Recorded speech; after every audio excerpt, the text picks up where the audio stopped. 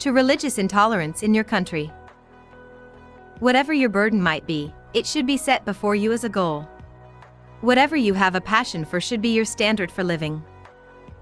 Come along with me to the next chapter, and I will show you how a nation turned the tables in their favor by taking responsibility to solve their own problems. Nuggets. Your greatness is measured by the problems you solve. Be a problem solver. If you solve the problem of your society or country, even if it's just one problem, that will secure your place in history.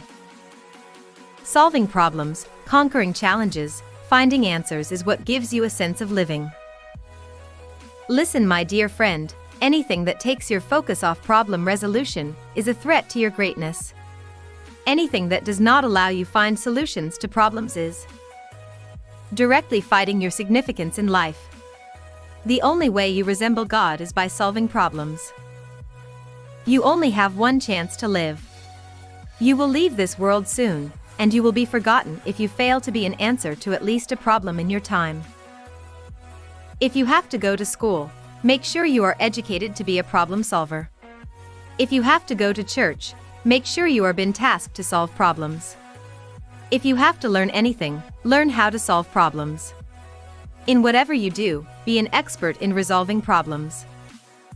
Chapter 5, Third World to First World in One Generation. So many times I have been approached to own a property, or to have a house in my country Nigeria. And on several occasions, I've actually come with money thinking I will buy a house in Lagos or some other place. But each time I've turned back without buying anything. The reason been I see so many problems around me. By the time I drive from the airport to the place where they want me to buy the house, I've seen so much sorrow, tragedy, problems that I lose appetite. So much that I lose the desire to even own a house there. I even lose the desire to do any other thing other than resolving the problems. I don't think this is just about Nigeria. Just today I was looking into the internet and I saw the picture of one of the cities in Africa. Everywhere you look is problem. And the impression you have is that nobody cares about all these problems. The impression you have is that nobody even notices all these problems. And I just keep on thinking, don't we know this is our chance? Don't you know this is your opportunity for greatness and prominence? For example, I saw electric poles in the street all over the city. They are electric poles with wires carrying electricity right in the city. And it just paints a very ugly picture. I mean, you see the electric wires just hanging everywhere in the city, creating a very ugly picture. With a country of about 180 million people, why can't anybody do something about it? Some of these people studied engineering, and not just engineering, but electrical engineering. And it has not even crossed their mind to come up with an idea on how to build and clean up our cities. Remove all the wires and the pillars and just make the city and country decent. Let's even assume we don't have an idea of how to resolve it.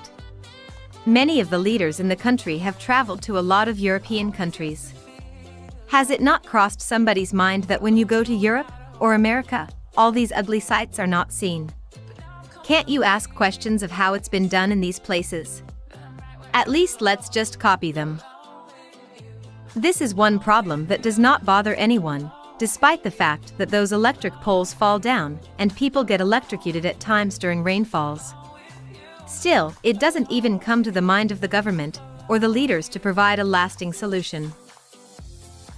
Let me just share with you a story of a nation, a former British colony, but unlike Nigeria, they took responsibility for their problems and have grown from a third world nation to a first world nation in one generation. As I hope that you and I will be able to come up with African solutions to African problems. Even though I won't advocate that we copy everything they did, but there are quite a number of lessons you can learn from it. The world owes you nothing. At its birth, Singapore had no natural resources save for its location and its people. This staggering fact made one of her leaders to say this in an interview: "The world owes us nothing. If we didn't get up and do something for ourselves and make ourselves relevant and useful to the world, then we will just go back to being a fishing village of 150 souls, which was what the place could support in its natural state." Few gave tiny Singapore much chance of survival when it was granted independence in 1965. How is it, then, that today the former British colonial trading post is a thriving Asian metropolis with not only the world's #1 airline, best airport, and busiest port of trade, but also the world's fourth highest per capita real income? Rising from a legacy of divisive colonialism, the devastation of the Second World War, and general poverty and disorder following the withdrawal of foreign forces, Singapore now is hailed as a city of the future. This miraculous history is dramatically recounted by the man who not only lived through it all, but who fearlessly forged ahead and brought about most of these changes. Certainly, there is much to learn from Singapore's rapid transition from a malaria-ridden swamp to an innovation and technology leader. Singapore also boasts of having one of the most efficient postal, telephone, and telegraph services in Southeast Asia. 50 years ago, the city-state of Singapore was an undeveloped country with a GDP per capita of less than US $320. Today, it is one of the world's fastest-growing economies. Its GDP per capita has risen to an incredible US $60,000, making it the sixth highest in the world based on Central Intelligence Agency figures. For a country that lacks territory and natural resources, Singapore's economic ascension is nothing short of remarkable. By embracing globalization, free market capitalism, education, and strict pragmatic policies, the country has been able to overcome their geographic disadvantages and become a leader in global commerce. Just before you get too carried away, it will be very necessary at this point for me to let you know that Singapore was not without problems at inception. The way they responded to these problems is the lesson I want us to learn. They solved their own problems, and today, the beauty of the nation speaks for her. Singapore gained formal independence on August 9, 1965, with Yusof bin Ishak serving as its first president and the highly influential Lee Kuan Yew as its prime minister. Upon independence, Singapore continued to experience problems. Much of the city-state's 3 million people were unemployed.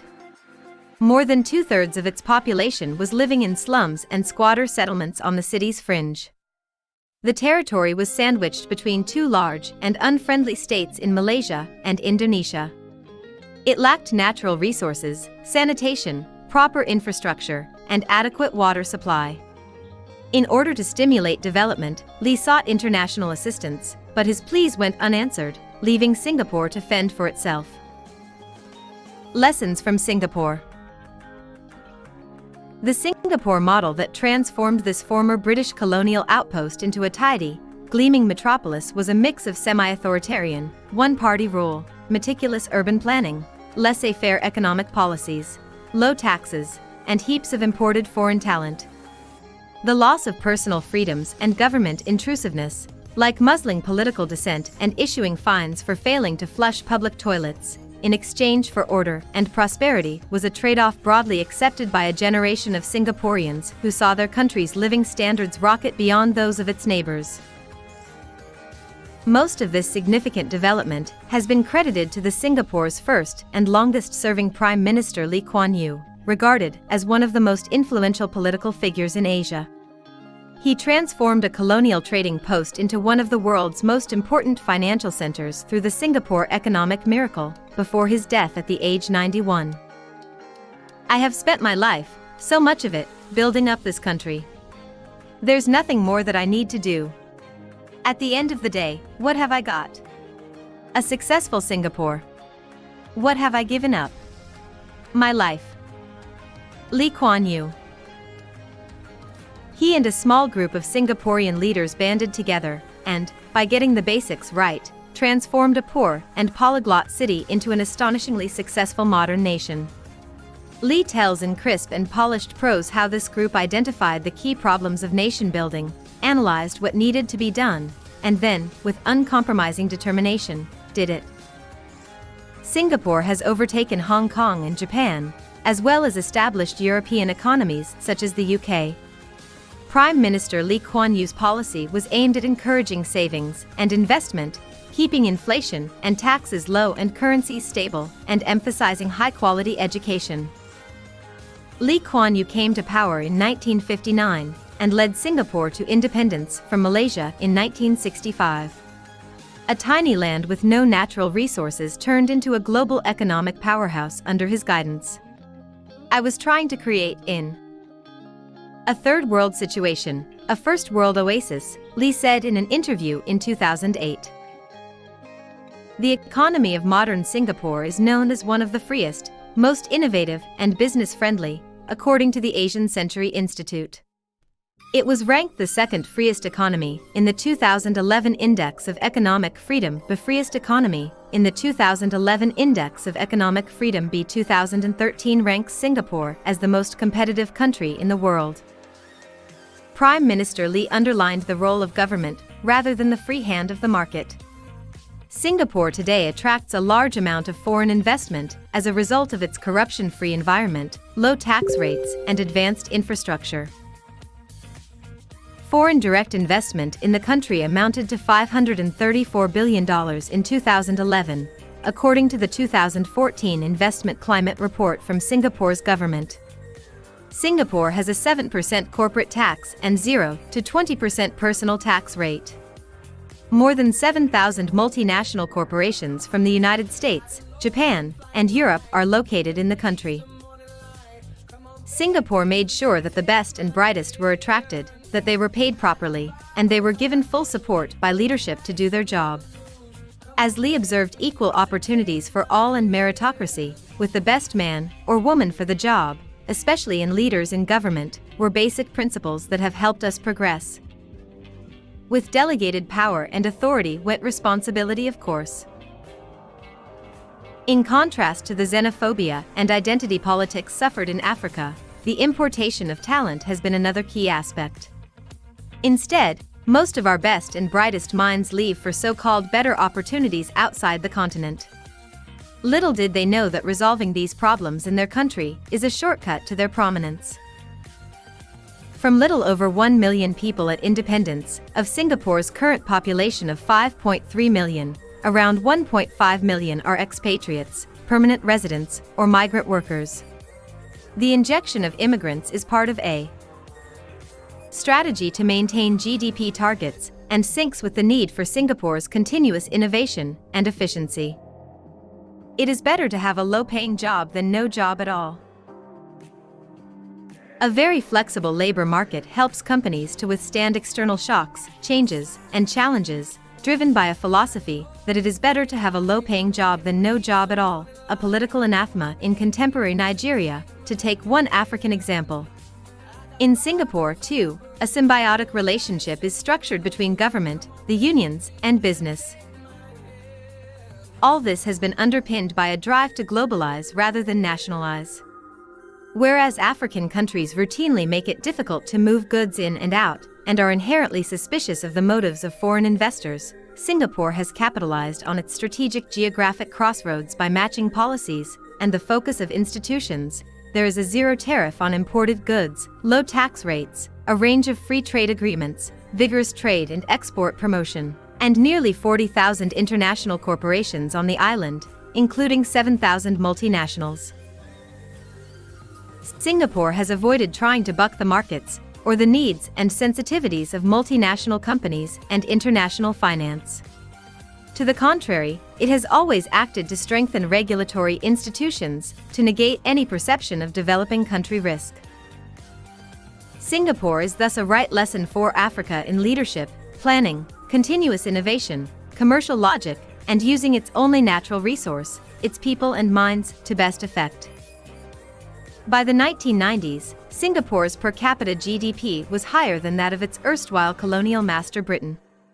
Today Singapore has the world's busiest port and is the third largest oil refiner. Under Lee's leadership, it has shown what is achievable with better choices in little more than a generation. A remarkable aspect of Singapore's transition is in its unwillingness to look back.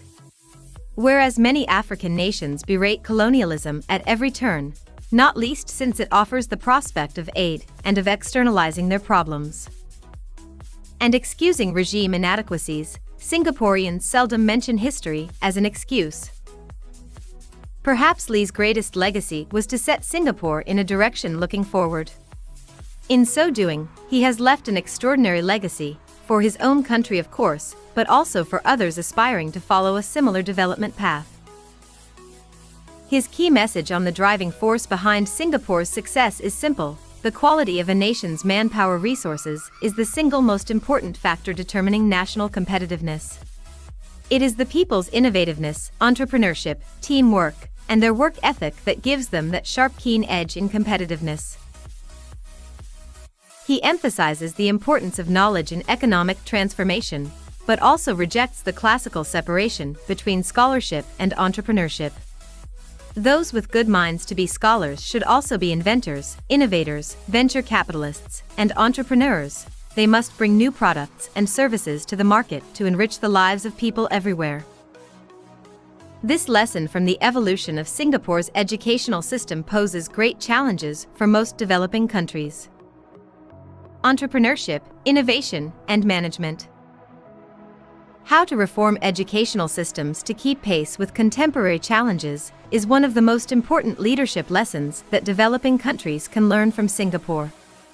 In stating that demography, not democracy, will be the most critical factor for security in the 21st century, Lee Kuan Yew emphasizes his belief in the supremacy of the quality of human capital.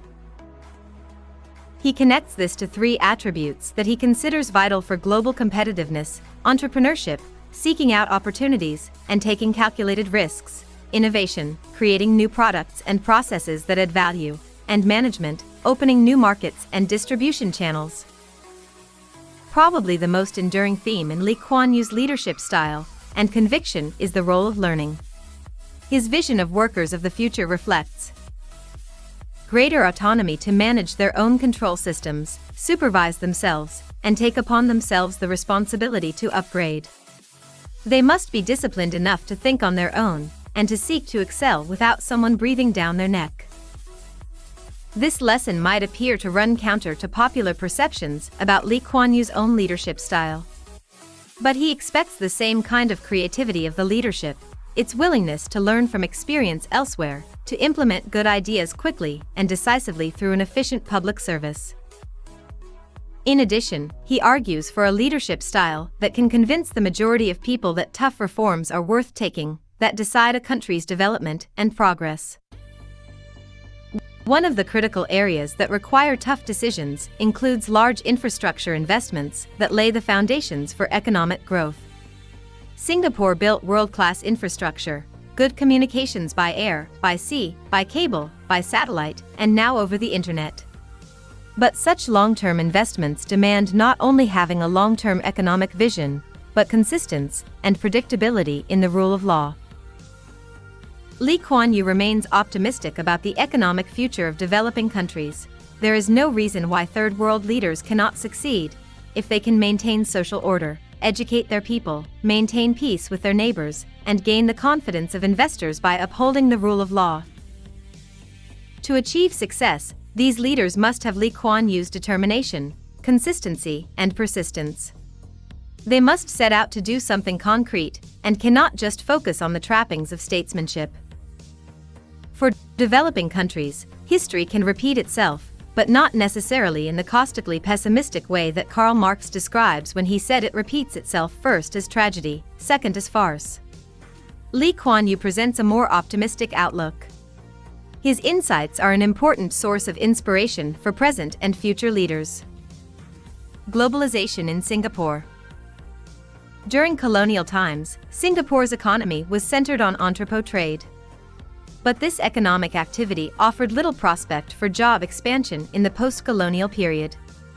The withdrawal of the British further aggravated the unemployment situation.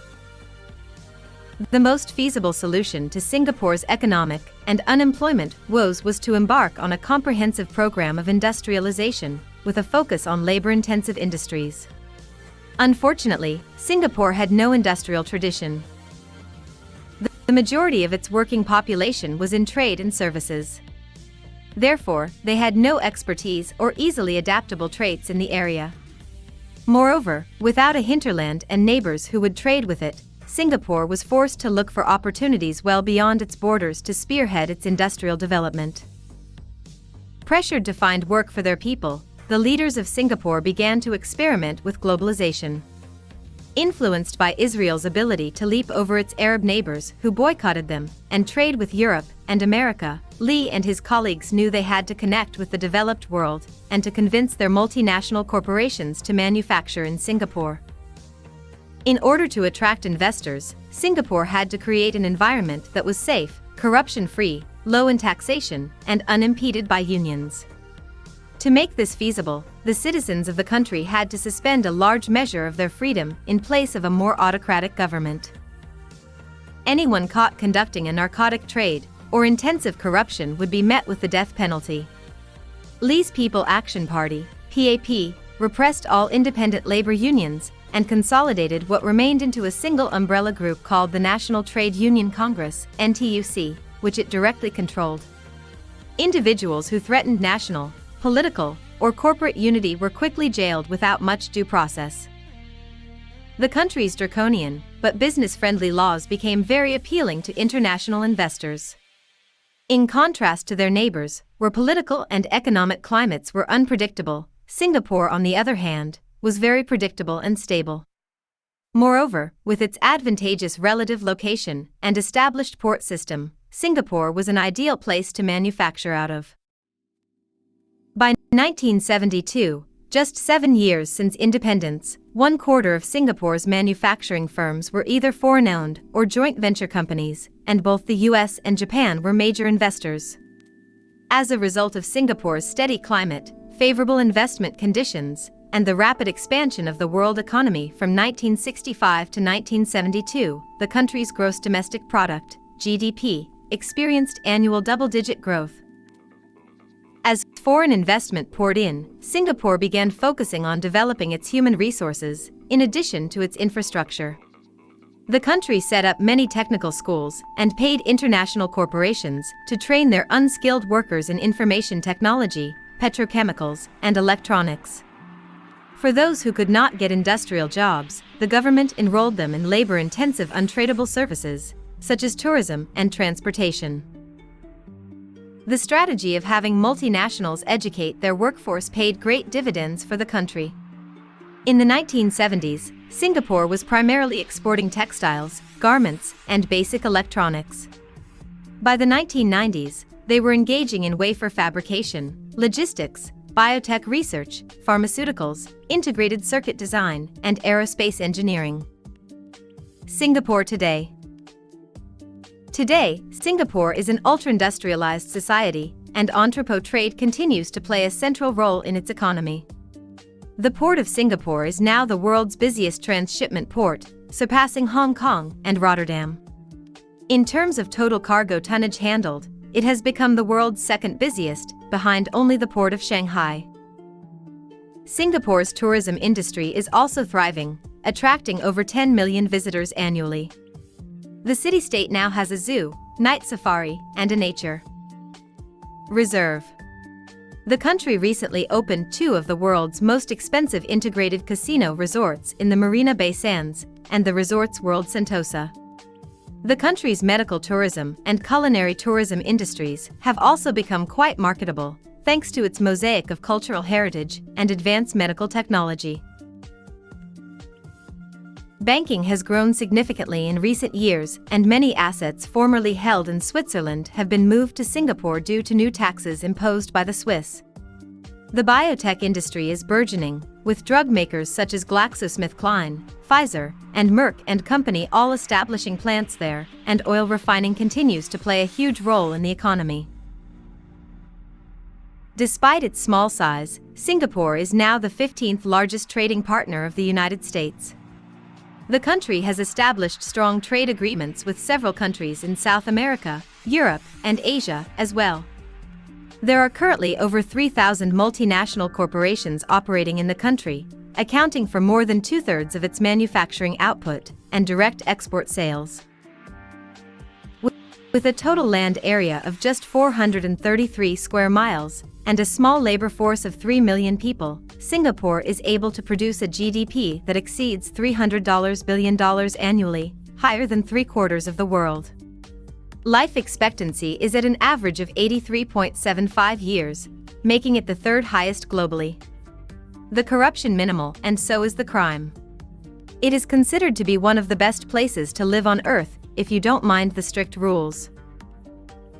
Singapore, with a population of about 5.5 million people, now boasts the third highest GDP per capita in the world and one of the world's highest life expectancies, equal second with 83.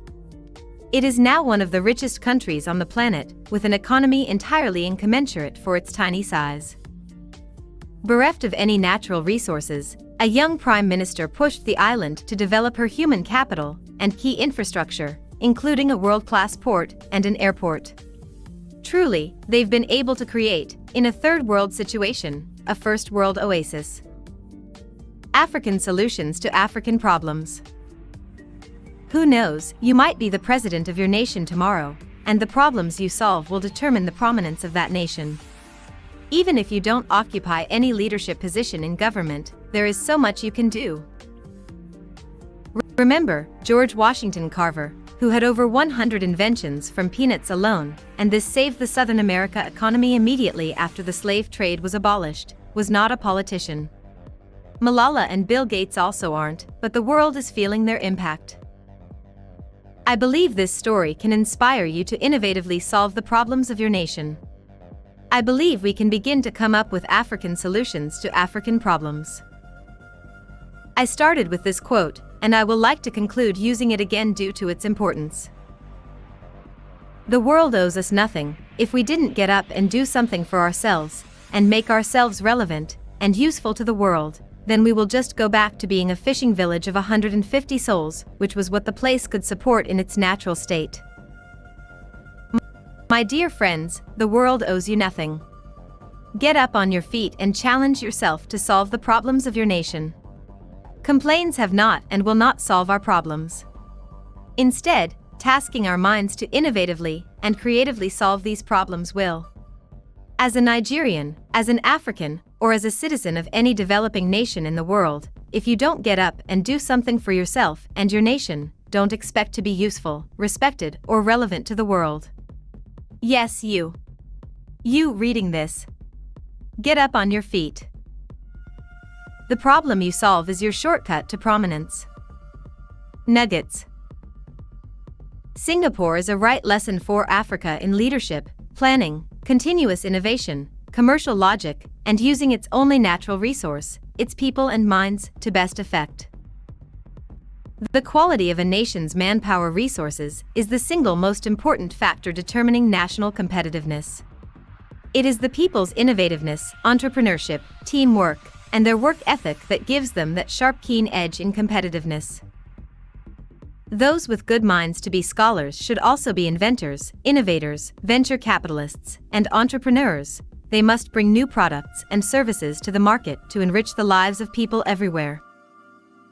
You must be disciplined enough to think on your own, and to seek to excel without someone breathing down your neck. There is no reason why third world leaders cannot succeed, if they can maintain social order, educate their people, maintain peace with their neighbors, and gain the confidence of investors by upholding the rule of law. The world owes you nothing. Get up on your feet and challenge yourself to solve the problems of your nation. Complaints have not and will not solve our problems. Instead of tasking our minds to innovatively and creatively solve these problems will. Chapter 6. Be the good news. Will I be wrong to say, while we are busy complaining in Africa, Singapore, on the other hand, was busy taking responsibility for their problems and innovatively solving these problems? No wonder the country is recognized for her prominence today. Most Africans want the government to do this, and that is if we are not humans. One of the most significant factors that make you human is your ability to provide answers. We are not even been taught or encouraged to provide answers. We are not even been challenged to be solution providers. We are not even been challenged to take on the issues head on. We are not even been told that that's what we are here for.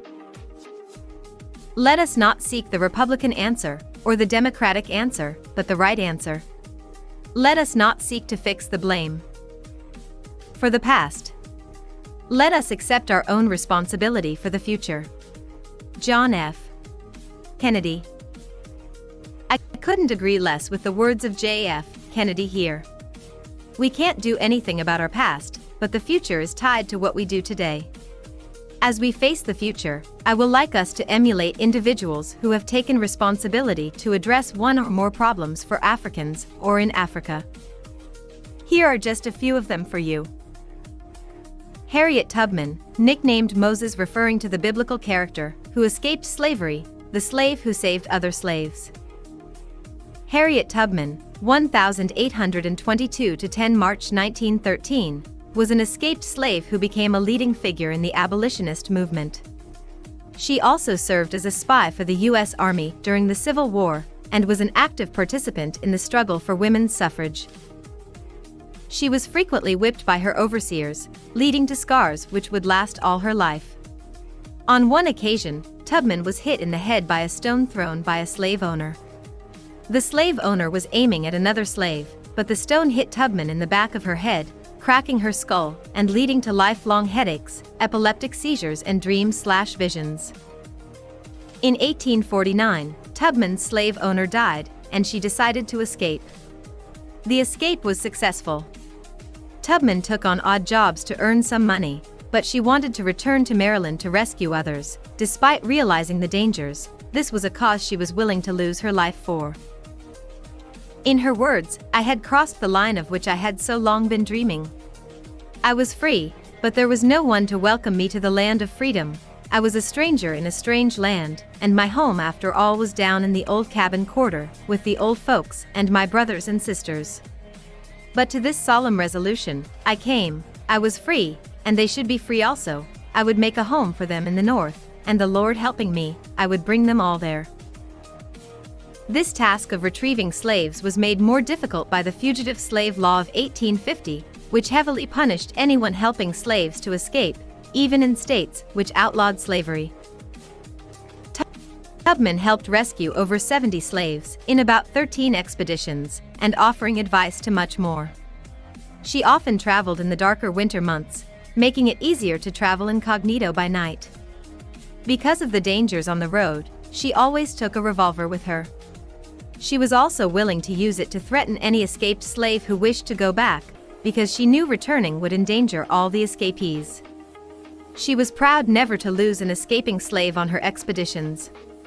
However, because of her exploits, she earned the nickname Moses, referring to the biblical character who escaped slavery and came back to save the others. I was the conductor of the Underground Railroad for 8 years, and I can say what most conductors can't say: I never ran my train off the track, and I never lost a passenger. Harriet Tubman. Frederick Douglass, who was a noted activist against slavery, praised Tubman for her role in helping slaves. In particular, he praised her courage and willingness to work without recognition.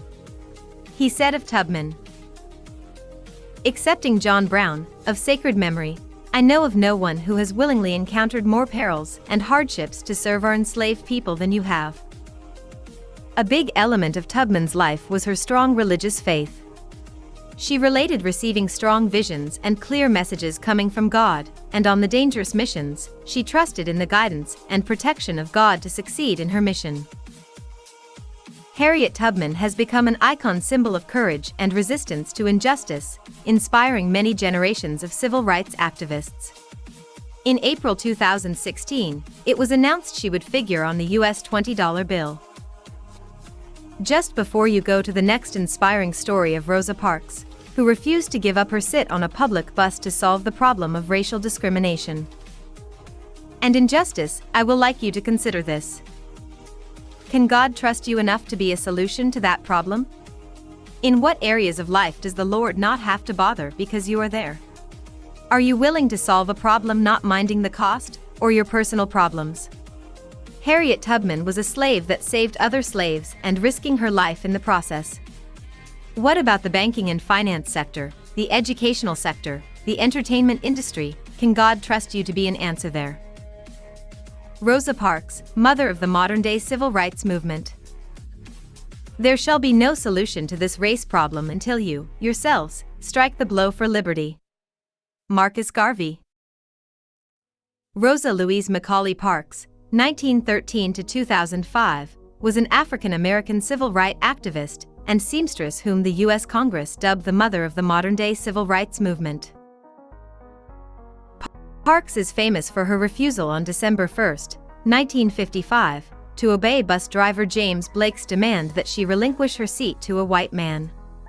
Her subsequent arrest and trial for this act of civil disobedience triggered the Montgomery bus boycott, one of the largest and most successful mass movements against racial segregation in history, and launched Martin Luther King Jr., one of the organizers of the boycott, to the forefront of the civil rights movement.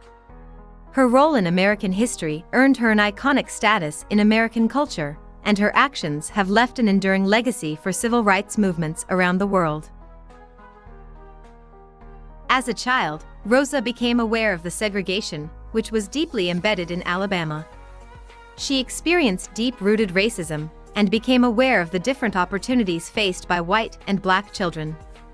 This was a problem to her, and she decided to do something about it.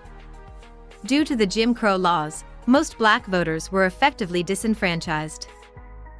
I was tired of giving in. In 1900, Montgomery had passed a city ordinance for the purpose of segregating passengers by race. Over time and by custom, however, Montgomery bus drivers had adopted the practice of requiring black riders to move whenever there were no white-only seats left.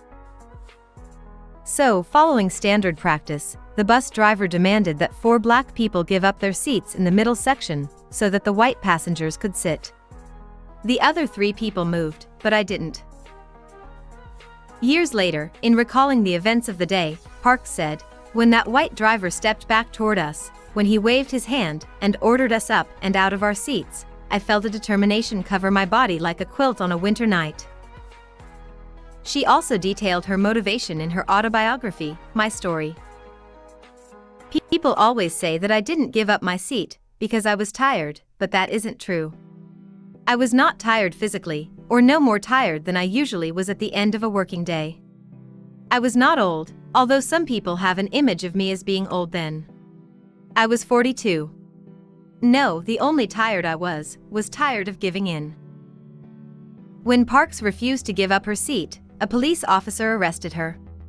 On Sunday, December 4, 1955, plans for the Montgomery bus boycott were announced at black churches in the area.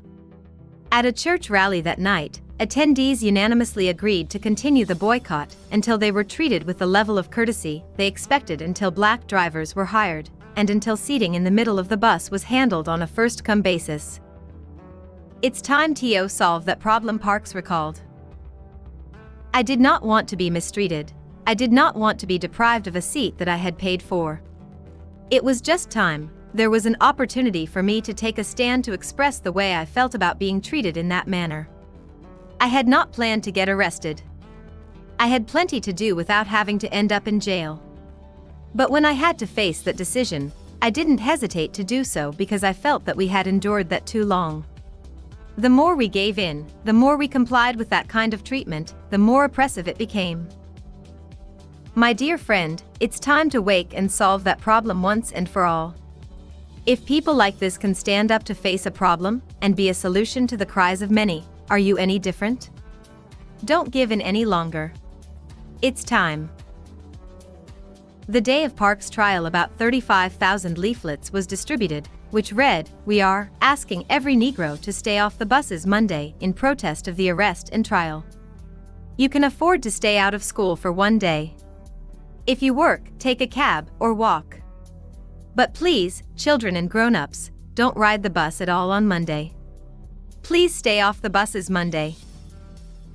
It rained that day, but the black community persevered in their boycott. About 40,000 black commuters walked, some as far as 20 miles. In the end, the boycott lasted for 382 days. Dozens of public buses stood idle for months, severely damaging the bus transit company's finances, until the law requiring segregation on public buses was lifted. Some segregationists retaliated with terrorism. Black churches were burned or dynamited. Martin Luther King's home was also bombed. However, the black community's bus boycott marked one of the largest and most successful mass movements against racial segregation. It sparked many other protests, and it catapulted King to the forefront of the civil rights movement. Through her role in sparking the boycott, Rosa Parks played an important part in internationalizing the awareness of the plight of African Americans and the civil rights struggle. After the boycott, Rosa Parks became an icon and leading spokesperson of the civil rights movement in the U.S. Some of the awards Rosa Parks received. She was selected to be one of the people to meet Nelson Mandela on his release from prison in 1994. In 1996, she was awarded the Presidential Medal of Freedom from President Bill Clinton. In 1997, she was awarded the Congressional Gold Medal, the highest award of Congress. Aliko Dangote, richest African and black man on the planet. I built a conglomerate and emerged the richest black man in the world in 2008, but it didn't happen overnight. It took me 30 years to get to where I am today. Youths of today aspire to be like me, but they want to achieve it overnight. It's not going to work. To build a successful business, you must start small and dream big. In the journey of entrepreneurship, the tenacity of purpose is supreme. Aliko Dangote. Aliko Dangote represents what African businessmen should be. He is an example for aspiring entrepreneurs across the continent. He was awarded Nigeria's second highest honor, Grand Commander of the Order of the Niger, GCON, by the President of Nigeria, Goodluck Jonathan, making him one of the 10 individuals to be given the honor till date. He started out as a trader of commodities, became Africa's leading businessman, with companies in 16 countries, employing over 10,000 people. In the process, he became the richest African and black man on the planet. It is this feat that makes him eminently qualified and deservingly recognized as the Vanguard newspaper African Personality of the Year. That was not the case in Kano, Nigeria, when Aliko Dangote was born. He was just like any other kid. He, like other children, learned to crawl, walk, run, and cried like others. But unlike others, he had always, as all real entrepreneurs do, seen opportunities where others see high risk and failure. In an atmosphere of difficulty, when others would have given up, he took the risk. He started as a commodity trader, he made a success of it, he entered into sugar refining, and he made a success of it. He set up cement manufacturing, he has made a huge success of it. Now he is venturing into petroleum product refining. Don't be deceived, the success is tied to the fact that he was solving a problem no one paid attention to in the country. His hard work has set him apart to the envy of his detractors, who only see him as a beneficiary of government waiver and concession. But there are others who have had the same benefit, but could not make anything tangible from it. That has brought success to him, his family, state, country, and continent. He has invested in the various sectors of the Nigerian economy and across the African continent, thus creating millions of direct and indirect jobs in the continent of Africa. He has become a business colossus that bestrides the global business environment, making him the richest African today. Dangote owns the Adelaja cement plant, which is the largest cement manufacturing facility in Africa. He is also exploring the telecommunications sector and has started building 14,000 kilometers of fiber optic cables to supply the whole of Nigeria, and as a result, he was honored in January 2009 as the leading provider of employment in the Nigerian construction industry. He is also establishing a $100 million truck assembly plant in Lagos, Nigeria, in a move that is expected to create about 3,000 jobs. The plant, which is located in Ikeja, has the capacity to produce 10,000 trucks annually.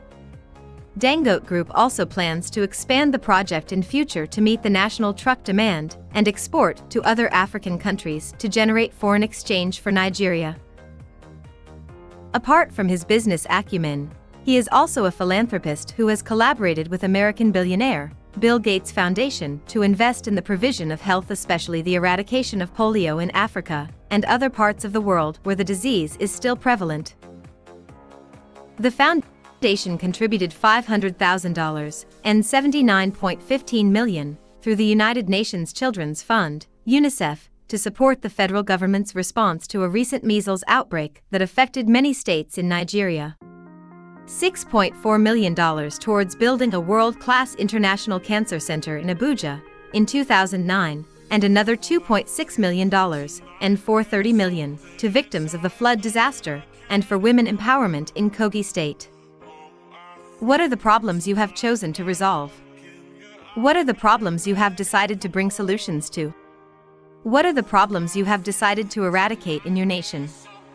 What problems will cease to exist because of you? This will also take us to the story of Dr. Innocent Chukwuma, who, like his colleague, Dangote, has been thriving in solving the problem of unemployment in the country of Nigeria through their entrepreneurial skills. They have also been instrumental in projecting a positive image for the country abroad. Here comes the story of a man who wants to eradicate the use of second-hand cars in the country and make his countrymen drive brand new cars suited for the continent's climate at an affordable price. Dr. Innocent Chukwuma, the Henry Ford of Nigeria. Dr. Innocent Chukwuma, popularly known as Innocent, is the group chairman and CEO of Innocent Vehicles Manufacturing (IVM) Company Ltd., the first indigenous vehicle manufacturing plant in Nigeria. Presently, the company has made inroad into some African countries such as Ghana, Sierra Leone, Chad, Niger, Togo.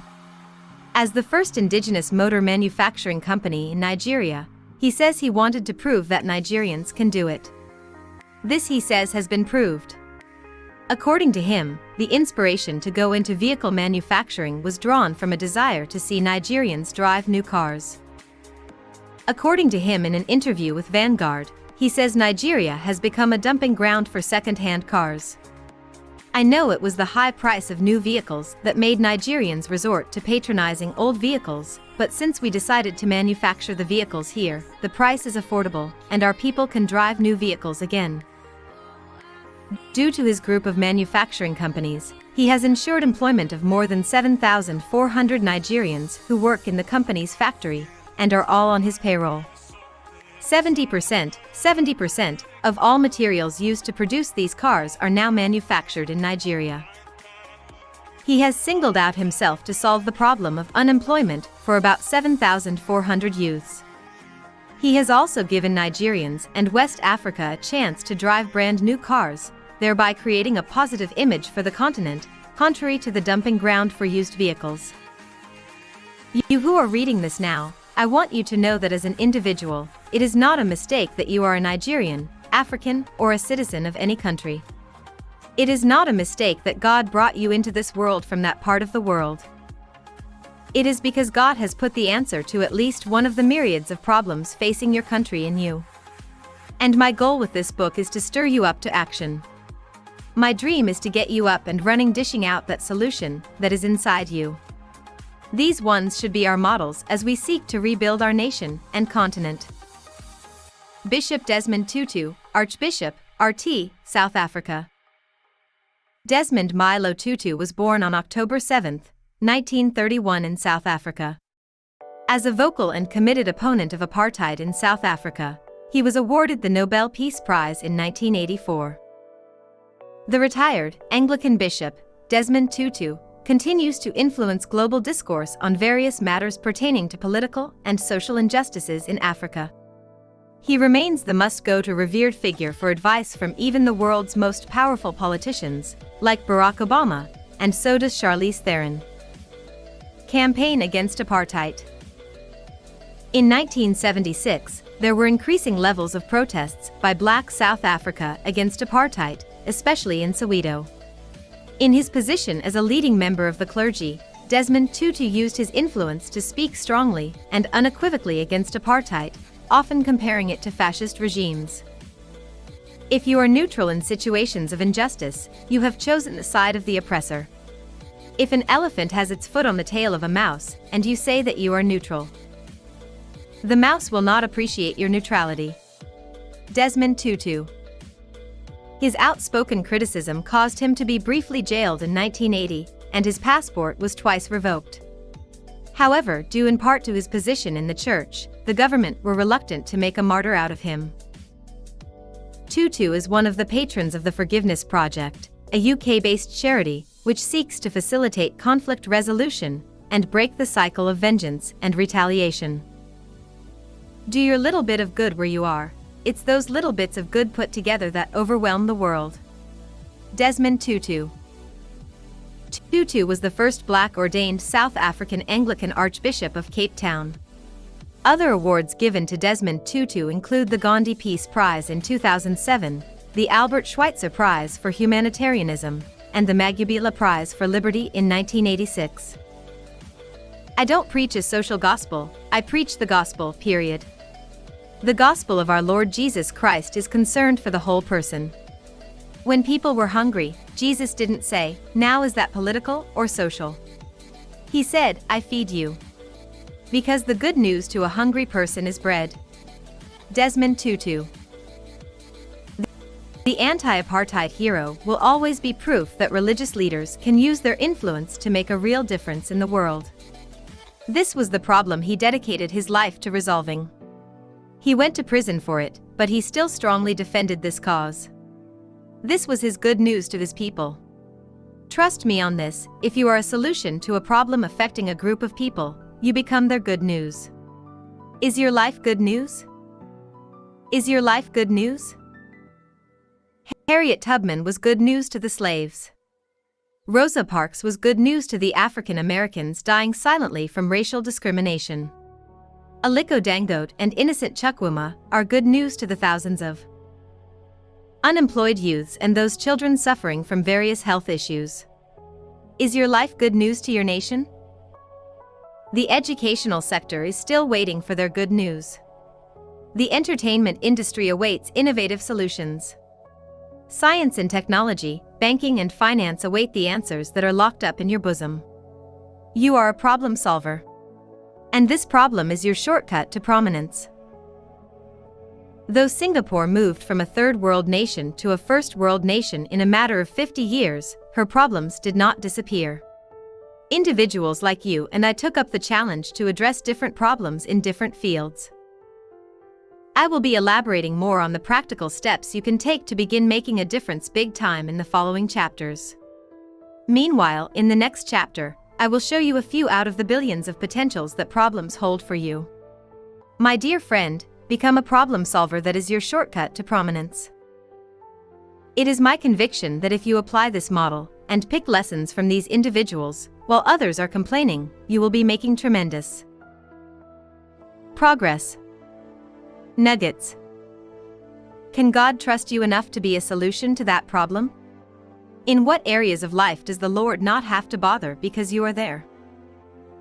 Dangote started as a commodity trader, he made a success of it, he entered into sugar refining, and he made a success of it. He set up cement manufacturing, he has made a huge success of it. Now he is venturing into petroleum product refining. Don't be deceived, the success is tied to the fact that he was solving a problem no one paid attention to in the country.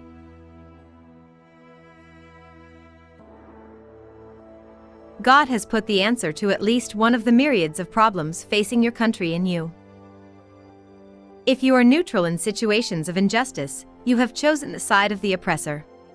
If an elephant has its foot on the tail of a mouse, and you say that you are neutral, the mouse will not appreciate your neutrality. Do your little bit of good where you are. It's those little bits of good put together that overwhelm the world. If you are a solution to a problem affecting a group of people, you become their good news. Chapter 7. Focus on the solution. In opening this chapter, I would like to elucidate a little more on what I mean by being the good news. From the previous chapter, you already saw a few examples of individuals who lay down their lives, wealth, hard work, and excellence to bring solutions to problems facing their land. This will take us back in time to the biblical story of Caleb and Joshua, 2 of the 12 spies sent by Moses to spy the promised land and bring reports about what sort of land it was. They were to tell everyone what the place looked like. And the Lord spake unto Moses, saying, Send thou men, that they may search the land of Canaan, which I give unto the children of Israel. Of every tribe of their fathers shall ye send a man, every one a ruler among them. Numbers 13, 1-2, KJV. When they returned, 10 of the 12 spies came with a discouraging report of how impossible it is to take over the land.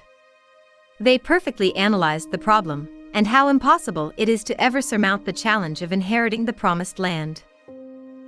These 10 are like the majority of Africans today. They know the problems, and they can analyze the challenges and the pitfalls of the government, but more importantly, they don't see these problems been solved. They don't have an iota of hope that these problems can ever be solved.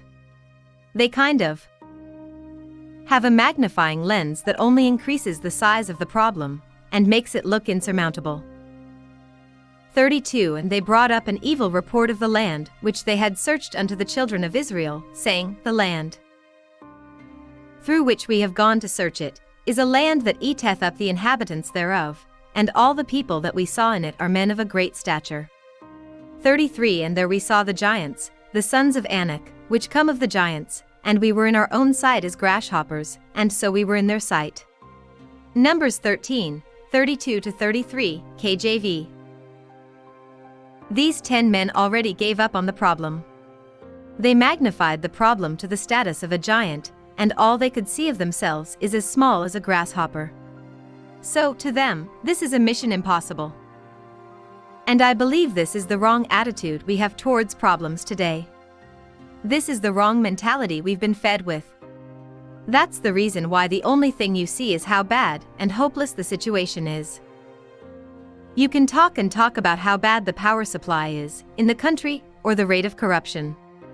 You analyze the deplorable situation of the educational sector and the lack of honesty and integrity in our banking and finance sector, or the values that have been lost in our entertainment industry.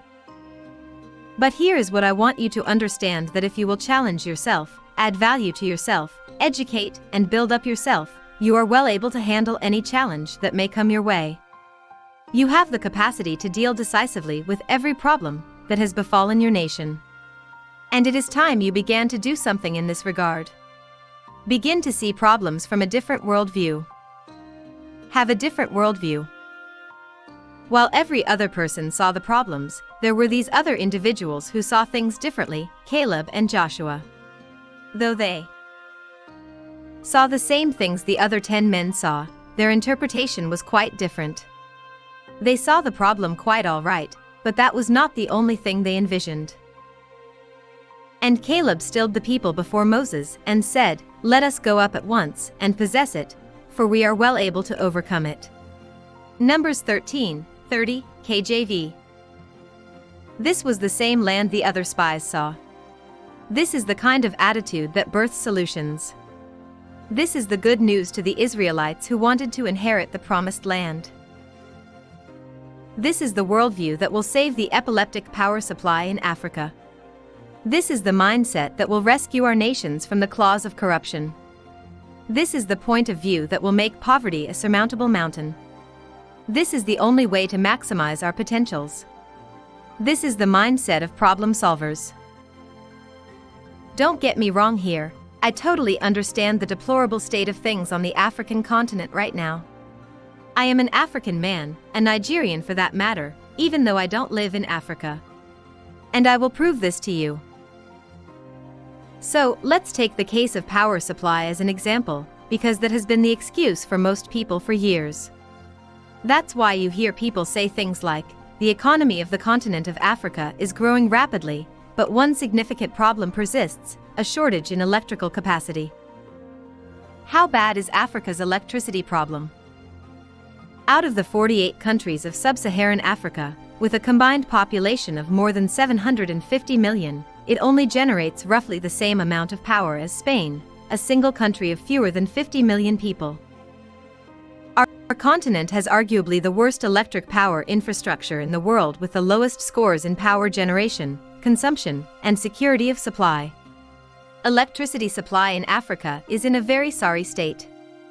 Millions of Africans now have mobile phones with no electricity to charge batteries. In many countries on the continent, less than 20% of the populations have access to electricity. The situation is much worse in rural areas where fewer than 5% are connected to the grid. According to this New York Times article, which featured a story about one Mr. John, a Nigerian rural farmer, like many others in his village, who had to take a 3-hour taxi ride to charge his cell phone batteries in the nearest town with electricity. The number of people doing the same thing in surrounding villages was so high that many of them had to leave their phones behind at the charging center for up to 3 days before returning to pick them.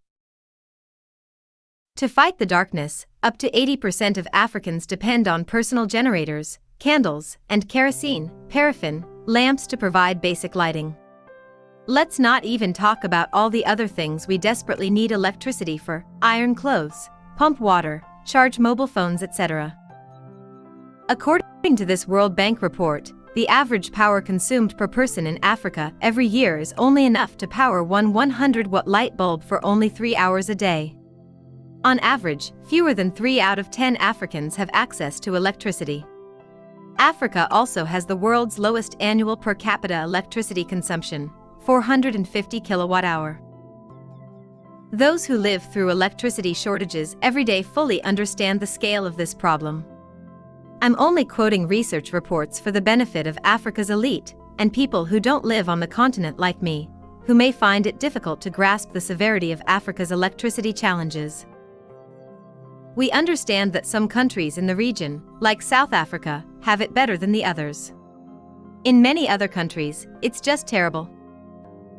Every problem has in it the seeds of its own solution. If you don't have any problems, you don't get any seeds. Norman Vincent Peale. Nevertheless, there are a couple of individuals who see these problems as surmountable. They have a different worldview. They've seen the enormous opportunities that lie under this so-called big deal. They know it's their shortcut to prominence. Akon Lighting Africa. Though popularly known as Akon among his fans, his real name is Aliom Damola Badara Akon Thiam, born in 1973. The famous Senegalese-American singer, songwriter, producer, and businessman is known for his R&B style vocals. According to Forbes, he is one of the most powerful celebrities in Africa. He lived in Senegal, West Africa, as a child and attended high school in the United States, where he eventually settles. He has since become a voice to be reckoned with in the entertainment industry worldwide. Akon's solar power initiative aims to bring electricity to 600 million people in Africa.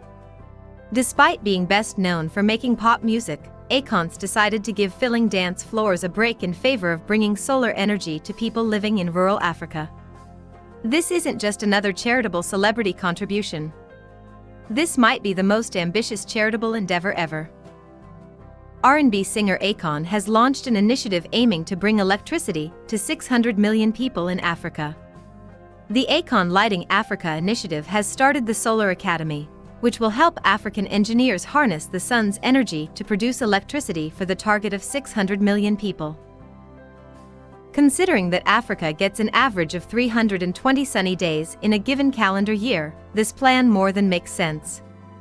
But to say it's extensive and ambitious would be a giant understatement.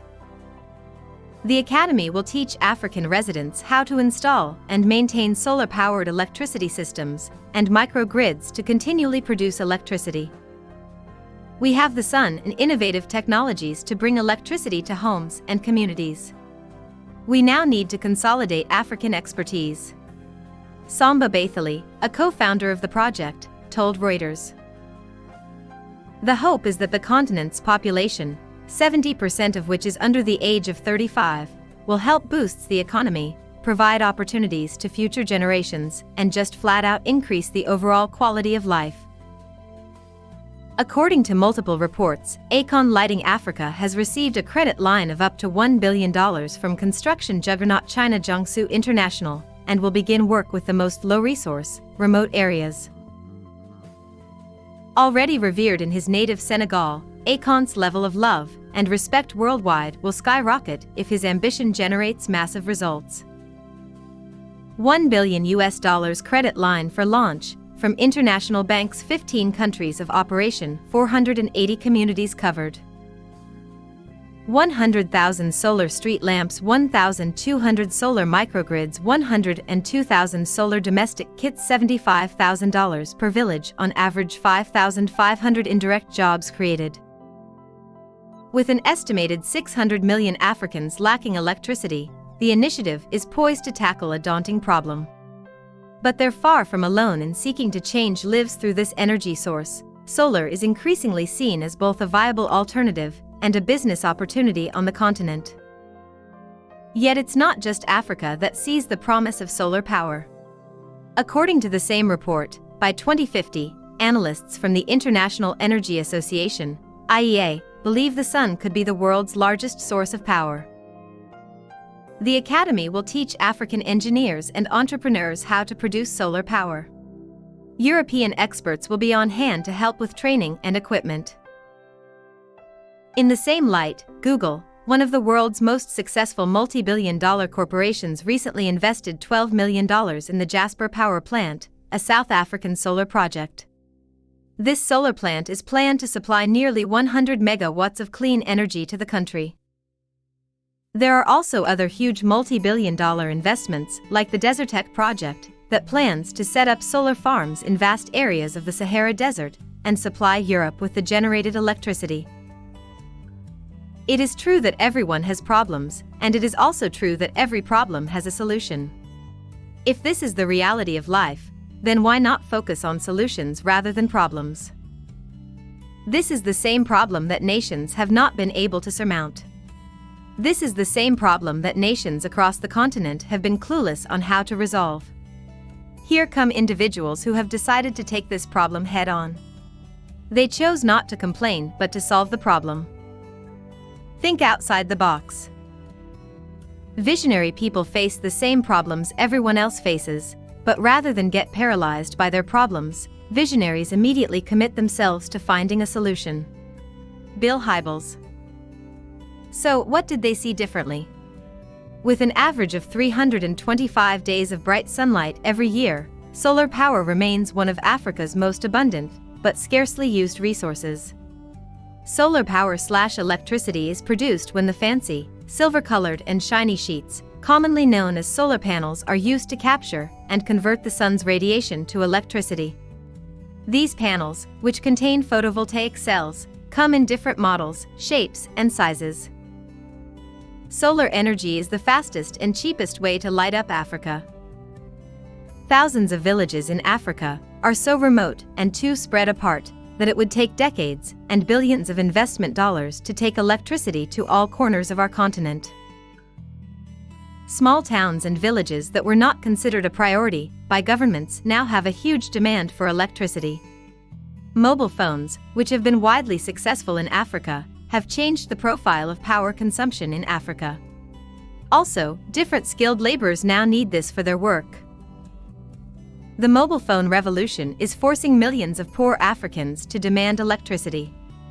More people now depend on their mobile phones to contact relatives, obtain general news and information about farm product prices, and make/receive small money transfers. Africa does not have the kind of investment and political commitment it will require to connect every corner of the continent to the power grid. It's already too late, no matter how fast this is done. What Africa needs now is an alternative that is cheap, easy to deploy, decentralized, and effective enough to provide electricity to millions of people in the shortest possible time. And this is what these individuals who are thinking outside the box are maximizing. Of all the other alternative and renewable sources of energy available for Africa's future, wind, sun, and water, the sun, solar power, is the most abundant and free. Because most of Africa sits on the Earth's equator, the sun's radiation reaches many parts of the continent, including the remotest parts, villages, mountain tops, anywhere and everywhere. This raw energy already touches the parts of the continent that power grids and infrastructure have still not reached, after many decades. The demand for cleaner and greener alternative power sources is gaining momentum. A significant portion of electricity generated on our continent is from non-renewable sources like petrol, natural gas, coal, and other fossil fuels. These fuels remain expensive and have dangerous effects on our health, the environment, and climate. In fact, at the current rate of consumption and population growth, Africa's estimated petroleum reserves, roughly 60 billion barrels, is not likely to last for very long. Africa's solar power potential is so huge and has the capacity to generate and supply electricity to Europe and other parts of the world in the near future. Start from where you are. Now imagine that while they are thinking outside the box to solve the power issues in the continent, you are doing the same in the industry of commerce, and someone else is doing so in the entertainment industry. Another person is solving different problems in the educational sector and the judiciary system. Can you now begin to picture the greatness of our continent coming forth? I hope you are beginning to share the same conviction I have that Africa will no longer be referred to as the Dark Continent, but that Africa will become the true definition of greatness. This will only come when we take responsibility for our problems and begin to think outside the box to solve them. You don't have to be a politician or hold an appointment in the government to begin to solve problems. All you need is the right attitude to these problems. All you have to do is to shun the survival mentality. All that is required of you now is to be a problem solver. Be the good news to your society, and this will secure your place in history. You must identify that area or sector of the land that you are passionate about fixing today. You must also begin from this moment to take steps towards bringing about salvation and deliverance in that sphere of contact. You must begin to confront the problems and challenges there. You must bring about change, growth, development, and hope in the sectors of the land that you are concerned about. Too often we give children answers to remember rather than problems to solve. Roger Lewin.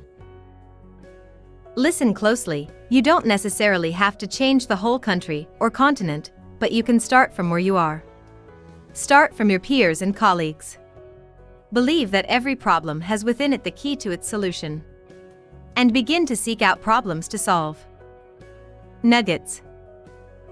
If you will challenge yourself, add value to yourself, educate and build up yourself, you are well able to handle any challenge that may come your way. It is true that everyone has problems, and it is also true that every problem has a solution. If this is the reality of life, then why not focus on solutions rather than problems? You don't have to be a politician or hold an appointment in the government to begin to solve problems. All you need is the right attitude to problems. With an average of 325 days of bright sunlight every year, solar power remains one of Africa's most abundant, but scarcely used resources. You don't necessarily have to change the whole country or continent, but you can start from where you are. Chapter 8. You are here to solve a problem. There are several people, and maybe you inclusive, who are of the opinion that they can never be of relevance to national or international development because they aren't politicians or in government. They think that only those elected or appointed to leadership positions have the opportunity to make a difference, but that is about to change. Guess what? Even those elected to these political offices come under the influence of several factors that limit what they can do or what they want to do, even though they have good intentions. And these factors can't really hold you back if you are working as an individual or a non-governmental organization, NGO. Every one of us has an important assignment to fulfill here on earth. You are here to solve a problem. God saw a problem and created you to come here to solve it. Find an area where you are passionate about, and begin to identify the problems in that area in a bid to provide solutions to them. Therefore, you should stop thinking you can't do anything to improve things in the land because you are not a politician. Come to think of it, do you realize that a large part of your day is being influenced by a few individuals already who are not politicians at all? Your satellite-enabled alarm clock goes off. Blame Albert Einstein for rousting you out of bed. You put on the electric bulb. Thanks to Thomas Edison for the electric bulb that can now last for several hours. You nick yourself shaving and drip toothpaste on your shirt. Blame Einstein for the mess. His creation of a formula to measure the size of molecules dissolved in liquids made it possible for scientists, among many other, more important, leaps, to create or improve thousands of consumer products, including better shaving creams and toothpaste. You click on the television to check the weather and traffic. It's raining, and the traffic cameras show that the cars are already backed up for miles on the interstate. It's going to be a rough commute. Blame Einstein for your bad mood. You pick up your phone, tablet, or laptop to check and reply your mails. Thanks to Steve Jobs for the smaller and lighter design of computers, and Bill Gates for having a vision for the personal computers. You check your Facebook page, and you have loads of messages to reply to. Blame Mark Zuckerberg for connecting the world.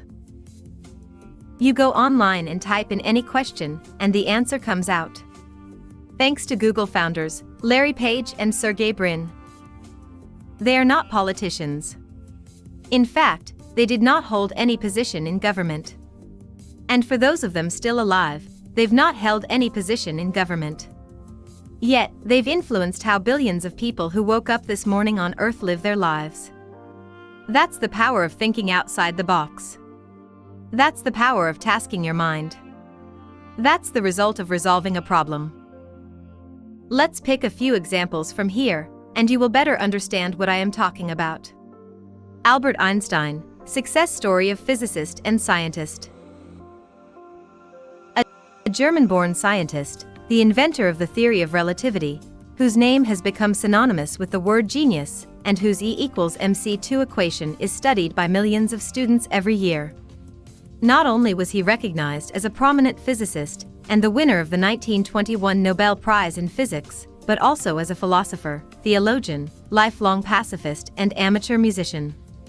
Yet you are sure to learn many more unexpected sides to his persona throughout the story I will share with you. Early life. Albert Einstein was born on March 14, 1879, in the city of Ulm. Though now the name Einstein is often used as a synonym to genius, Albert was not a childhood prodigy. He started speaking relatively late, when he was 3 years old. The scientist himself later commented that at that time he often formed full sentences in his thoughts, but did not utter them. School years. As a student, young Einstein did not show remarkable results. Most of his grades were passing, and he was near the top of his class, but mainly because of math and science. His learning success depended mostly on his interest in the subject. Einstein loved doing things his own way rather than following the teacher's guidelines. The true sign of intelligence is not knowledge but imagination. Albert Einstein. The core value of college education, according to Einstein, was the art of learning how to learn. Annus Mirabilis Papers and the Miracle Year. The year of 1905 is called the Miracle Year of Albert Einstein, while he was still 26 years old. Sometimes it is called the Annus Mirabilis, which in Latin means the miracle year. The reason for this was that he wrote 4 papers printed in a scientific journal Annalen der Physik that contributed significantly to the groundwork of modern physics and completely changed the view of space, time, mass, and energy. More importantly, it revolutionized the way we lived our lives today. Those papers were on the photoelectric effect, Brownian motion, special theory of relativity, and mass energy equivalence. The photoelectric effect. His postulation of the photon, a particle of light, and the photoelectric effect, which was described in his first great paper of 1905 and won him the Nobel Prize in 1921, gave us scores of everyday applications. The declaration of the photoelectric effect made possible the eventual invention of television cameras and the remotes that control them. Also, that's the reason why digital cameras work. Compact disc and DVD players use lasers. Brownian motion. On May 11, 1905, Albert Einstein completed his second work titled On the Movement of Small Particles Suspended in a Stationary Liquids by the Molecular Kinetic Theory of Heat, delineated a stochastic model of Brownian motion. Special theory of relativity. The third paper, titled On the Electrodynamics of Moving Bodies, was received on June 30, 1905, and released on September 26, 1905. It combined Maxwell's equations for electricity and magnetism with the laws of mechanics by introducing fundamental changes to mechanics close to the speed of light. Later it would become the background of Einstein's theory of relativity. Medical revolutions like the PET scan rest on positrons are possible thanks to this theory. It was the statement of the quantum effect, without which we would not have cellular telephones, or smoke detectors, or burglar alarms, or those doors that automatically open at the supermarket, or on the elevator. Mass energy equivalence. The paper contained an argument for arguably the most famous equation, E equals mc2, in the field of physics. It helped to understand how the sun generates the energy. Carbon dating. We can take a stab at measuring how old fossils are thanks to Einstein. E equals mc2 shows that mass and energy are interconnected. By measuring the degradation of nuclei in atoms of organic materials, the theory goes, we can measure how long they've been degrading. The Nobel Prize in Physics. Only a life lived for others is a life worthwhile. Albert Einstein. Albert Einstein was awarded the 1921 Nobel Prize for his services to theoretical physics, and especially for his discovery of the law of the photoelectric effect. Albert Einstein died at the age of 76 in Princeton Hospital. Thomas Stoltz Harvey, a doctor at the Princeton Hospital, performed the autopsy and preserved Einstein's brain without the permission of his family for the neuroscience of the future to discover the reason for his intelligence. Once we accept our limits, we go beyond them. Albert Einstein. Albert Einstein's life story is a vivid example of how one man's biography can change the course of history. John Rigdon, a physicist at Washington University in St. Louis, suggested that the first contribution that Einstein made that dramatically affects our lives was that he did it with the power of his mind. Einstein wasn't blessed with experimental data. It was mostly abstract ideas, he said. That is a distinctive aspect of Homo sapiens. We have a big brain. He is a standard because of what he did. And how he did it.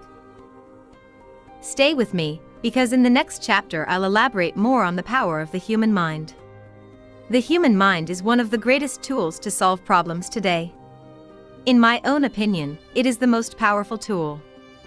This is what was at work in the Wright brothers when the whole world believed that humans can't fly, but they believed otherwise.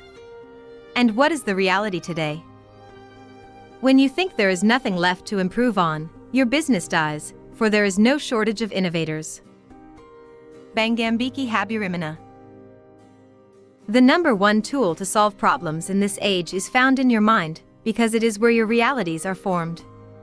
This does not necessarily mean you have to invent something completely new from the scratch. It may be as little or insignificant as just a shift in point of view. It may simply be a matter of seeing the problem from another angle. Don't worry, just relax, we will discuss more on this interesting topic in the following chapters. Right now, come back to chapter 8. I know you can't wait, but just before we close this chapter, let's take a look at another man, an inventor who was never a politician, but revolutionized 6 different industries. He has successfully changed the way we live our lives today, and the way we relate to each other. Steve Jobs, CEO and co-founder of Apple Incorporated. Steve Jobs was born on February 24, 1955, in San Francisco. He was an American inventor, entrepreneur, and industrial designer. He was the CEO and co-founder of Apple Incorporated, CEO and majority shareholder of Pixar Animation Studios, CEO, founder, and chairman of Next Incorporated, and a member of the Walt Disney Company's board of directors. His bold ambitions revolutionized 6 industries: personal computing, animated movies, music, phones, tablet computing, and digital publishing.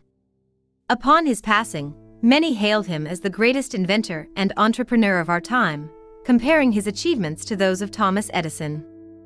The distinctive personality traits of Steve Jobs are perseverance, passion, ambition, rebellious nature, confidence, sometimes arrogance, and far-sighted vision. His contributions. When you first start off trying to solve a problem, the first solutions you come up with are very complex, and most people stop there. But if you keep going, and live with the problem, and peel more layers of the onion off, you can oftentimes arrive at some very elegant and simple solutions. Most people just don't put in the time or energy to get there.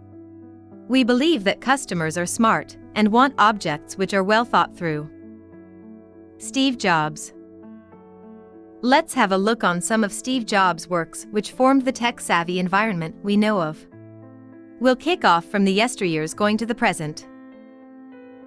The first in the line of his contributions would be the Apple II.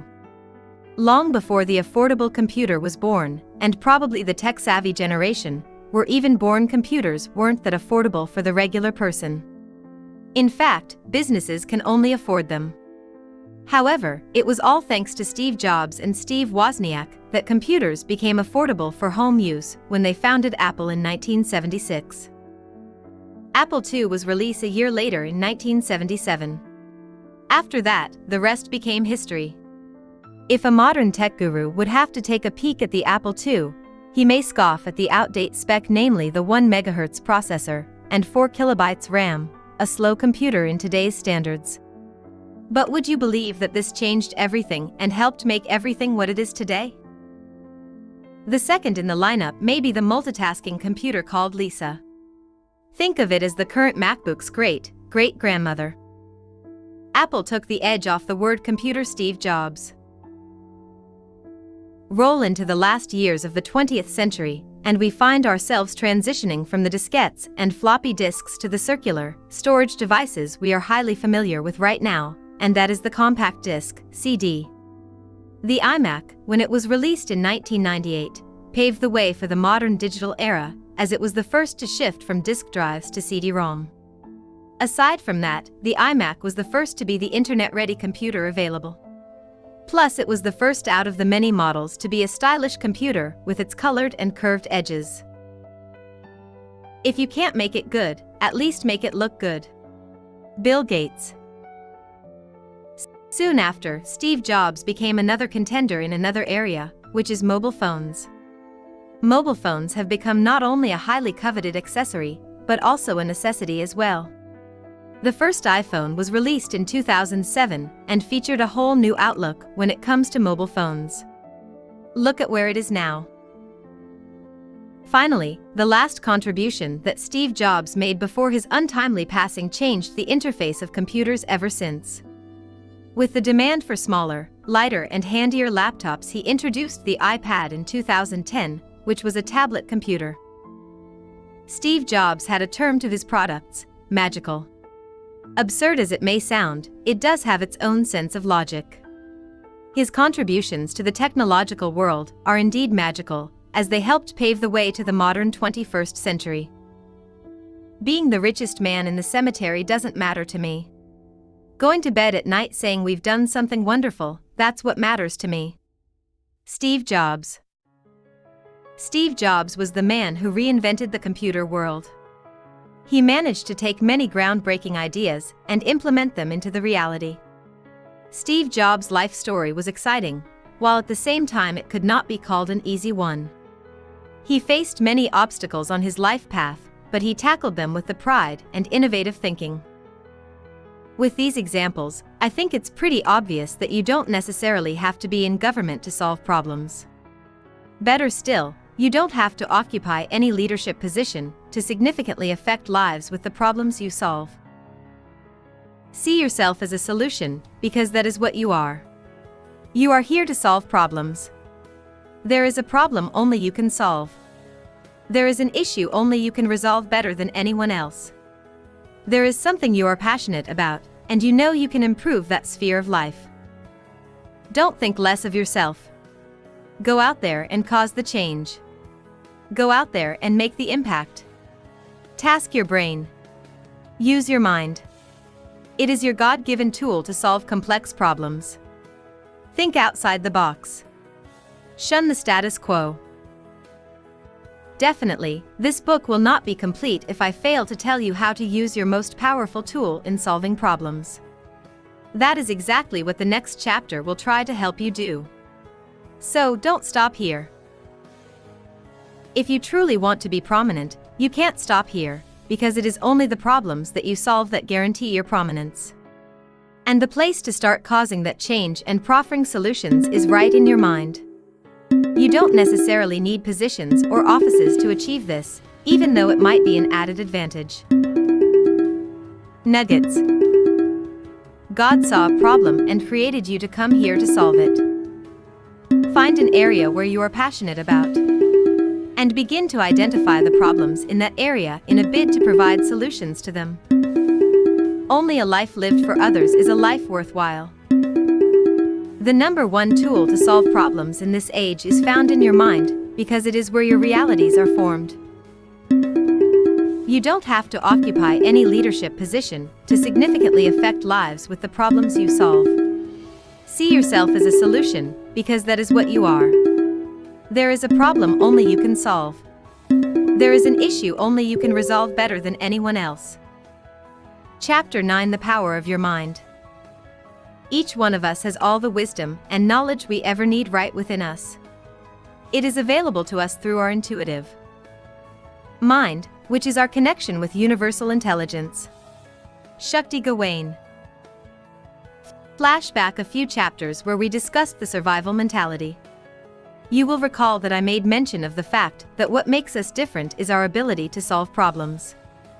What makes us different from animals is the fact that we could provide solutions. It is the fact that we could resolve issues and problems. That is what makes us be superior to animals. Animals are only concerned about what they will eat, drink, sleep, wake up, and sometimes they mate. In essence, they live by their instincts, reflexes, or stimuli to meet their immediate needs. Animals tend to use only their God-given abilities, and are generally not capable of gaining any more leverage. These are the animal standards of living: instinct, reflexes, and stimulus. That is why animals eventually lost their natural advantages over humans and humans took over the planet. What do I mean by advantages here? In the beginning, animals could run faster than humans, but today humans can travel faster and further than animals because they created tools or machines such as bicycle, cars, trucks, trains, and planes. Also, in the beginning, birds could fly and humans could not. Today, humans fly higher, further, and faster than any bird. So what happened between then and now? What did humans do differently? Humans have gained more of an advantage over animals simply because humans have a mind and have put it to work. The same thing happens when some humans use their mind more than other humans. People who use their mind have become prominent, and those that refuse to use their mind have remained mediocre. In other words, just as humans gained advantages over animals by putting their mind to use, similarly, humans who use their mind have become more prominent and significant than those who did not. For better understanding, a bird utilizes its God-given wings as its unique peculiarity to fly. Humans observed birds in flight, and then used their minds to discover how humans could also fly. A cheetah uses its legs to run as fast as it could. Humans observed this, and then used their minds to develop the car, train, bicycle, and every other means of transportation. The people who are not learning to task their mind to proffer solutions are falling behind. The nations who are not bothered about coming up with solutions to their problems are also falling behind. While those who have mastered the art of questioning their mind and putting it to work is moving ahead. Because of the technology that came from human minds, we have different choices in transportation than our ancestors. Today, instead of just walking, we have the choice of riding a bicycle, driving a car, or flying a plane. Or we might choose to use the television, telephone, or email to span the distances. All these choices provided by these devices were developed in the mind first as a solution to a problem. My dear friend, there is power in your mind to solve any problem. Why some people can and others can't? The Philistine army had gathered for war against Israel. The two armies faced each other, camped for battle on opposite sides of a steep valley. A Philistine giant measuring over 9 feet tall and wearing full armor came out each day for 40 days, mocking and challenging the Israelites to fight. His name was Goliath. Saul, the king of Israel, and the whole army were terrified of Goliath. Saul was not just a king, he was a skilled warrior. But Goliath was able to put fear in the whole army of a nation by playing on their minds. He was far taller than any of the Israeli army, and covered all over with armor. So, the king and all his army could not see any possibility to defeat this warrior. This was a problem that was too big for them to fathom a way out. The only problem with their minds was the fact that all they ever knew about war was to fight physically, and since none of the armies could match Goliath in their physical appearance, they gave up, and they were terrified. It was unfortunate that they couldn't think outside the box. They were trained physically, but their minds were not trained. They were only trained to solve problems physically. I tell you this, new problems will emerge every now and then. And the old solution might be obsolete. Therefore, you need to prepare your mind to always think outside the box. Your mind must be prepared to always think solutions and answers. Thinking is the hardest work there is, which is probably the reason why so few engage in it. Henry Ford. Only very few engage in this exercise of thinking. As a result, a lot of people can't come up with any solution. Instead, the wrong attitude and the mindset that problems are bad begin to thrive. Therefore, when a new problem surfaces, they conclude that it can't be solved. I bet you will see reasons why a problem cannot be solved. You will see reasons why many have been running away from the problems you are trying to solve. And trust me, these reasons will be logical enough to make you give up on coming up with a solution. This is the simple reason why so many can't, and will not attempt solving problems. They've not trained their minds. Many people are unsuccessful in life because they run when they meet Goliath. Without Goliath, David would never have become a giant of a man. Question your mind. One day David, the youngest son of Jesse, was sent to the battle lines by his father to bring back news of his brothers. David was probably just a young teenager at the time. While there, David heard Goliath shouting his daily defiance, and he saw the great fear stirred within the men of Israel. David responded, "Who is this uncircumcised Philistine that he should defy the armies of God?" This is a trained mind talking here. Some men see things as they are and say, "Why?" I dream things that never were and say, "Why not?" Robert Kennedy. Having a mind that can expand its reality or context quickly is an important form of leverage. In fact, it may be your most important form of leverage, especially in this rapidly changing world. This is the mind that questions the status quo. It is a matter of going beyond the confines of what you think is possible in your current realities and into the realm of new possibilities. David saw the fear in the men of Israel, but he chose to question the status quo. He saw the problem quite all right, but he believed they can come up with a solution. Therefore, he asked a question, "Who is this uncircumcised Philistine that he should defy the armies of God?" Likewise, you've got to question your mind. The first thing to do when you see a problem is to question your mind. The problem is not really the problem. Even if the problem is a giant, even if the problem is overwhelming, even if it has not been done before, what matters most is what you've trained your mind to do when a new problem surfaces that you are unfamiliar with. So David volunteered to fight Goliath. It took some persuasion, but King Saul finally agreed to let David fight against the giant. Dressed in his simple tunic, carrying his shepherd's staff, sling, and a pouch full of stones, David approached Goliath. The giant cursed at him, hurling threats and insults. David said to the Philistine, "You come against me with sword and spear and javelin, but I come against you in the name of the Lord Almighty, the God of the armies of Israel, whom you have defied. Today I will give the carcasses of the Philistine army to the birds of the air, and the whole world will know that there is a God in Israel. It is not by sword or spear that the Lord saves, for the battle is the Lord's, and he will give all of you into our hands." What a man! Sorry, what a boy! Because he was just 17 years old when he fought Goliath. Though he was a young man physically, his mind was that of a giant.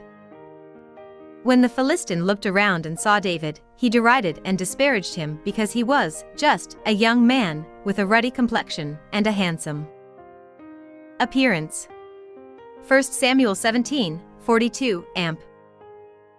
As Goliath moved in for the kill, David reached into his bag and slung one of his stones at Goliath's head. Finding a hole in the armor, the stone sank into the giant's forehead, and he fell face down on the ground. David then took Goliath's sword, killed him, and then cut off his head. When the Philistines saw that their hero was dead, they turned and ran. So the Israelites pursued, chasing and killing them and plundering their camp. Points of interest from the story of David and Goliath. Why did they wait 40 days to begin the battle? Probably for several reasons. Everyone was afraid of Goliath. He seemed invincible. Not even King Saul, the tallest man in Israel, had stepped out to fight. Also, the sides of the valley were very steep. Whoever made the first move would have a strong disadvantage and probably suffer great loss. Fear is a thing of the mind. Instead of responding to problems with fear, train your mind to think of solutions when a problem arises. David was just a shepherd. He was not trained at war, but he came up with a solution for a whole nation. There might be problems in your nation right now that everybody has given up on. Do the opposite. Instead of giving in, question the status quo. Question your mind. Come up with a solution. David chose not to wear the king's armor because it felt cumbersome and unfamiliar. David was comfortable with his simple sling, a weapon he was skilled at using. God will use the unique skills He's already placed in your hands, so don't worry about wearing the king's armor. Just be yourself and question your mind. Use the familiar gifts and talents God has given you. Nevertheless, be prepared by refining and polishing those skills before you face the problem. When the problem comes, it might be too late to prepare. By failing to prepare, you are preparing to fail. Benjamin Franklin. David's faith in God caused him to look at the giant from a different perspective. Goliath was merely a mortal man defying an all-powerful God. David looked at the battle from God's point of view. If we look at giant problems and impossible situations from God's perspective, we realize that God will fight for us and with us. When we put things in proper perspective, we see more clearly and we can fight more effectively. When the giant criticized, insulted, and threatened, David didn't stop or even waver. Everyone else cowered in fear, but David ran to the battle.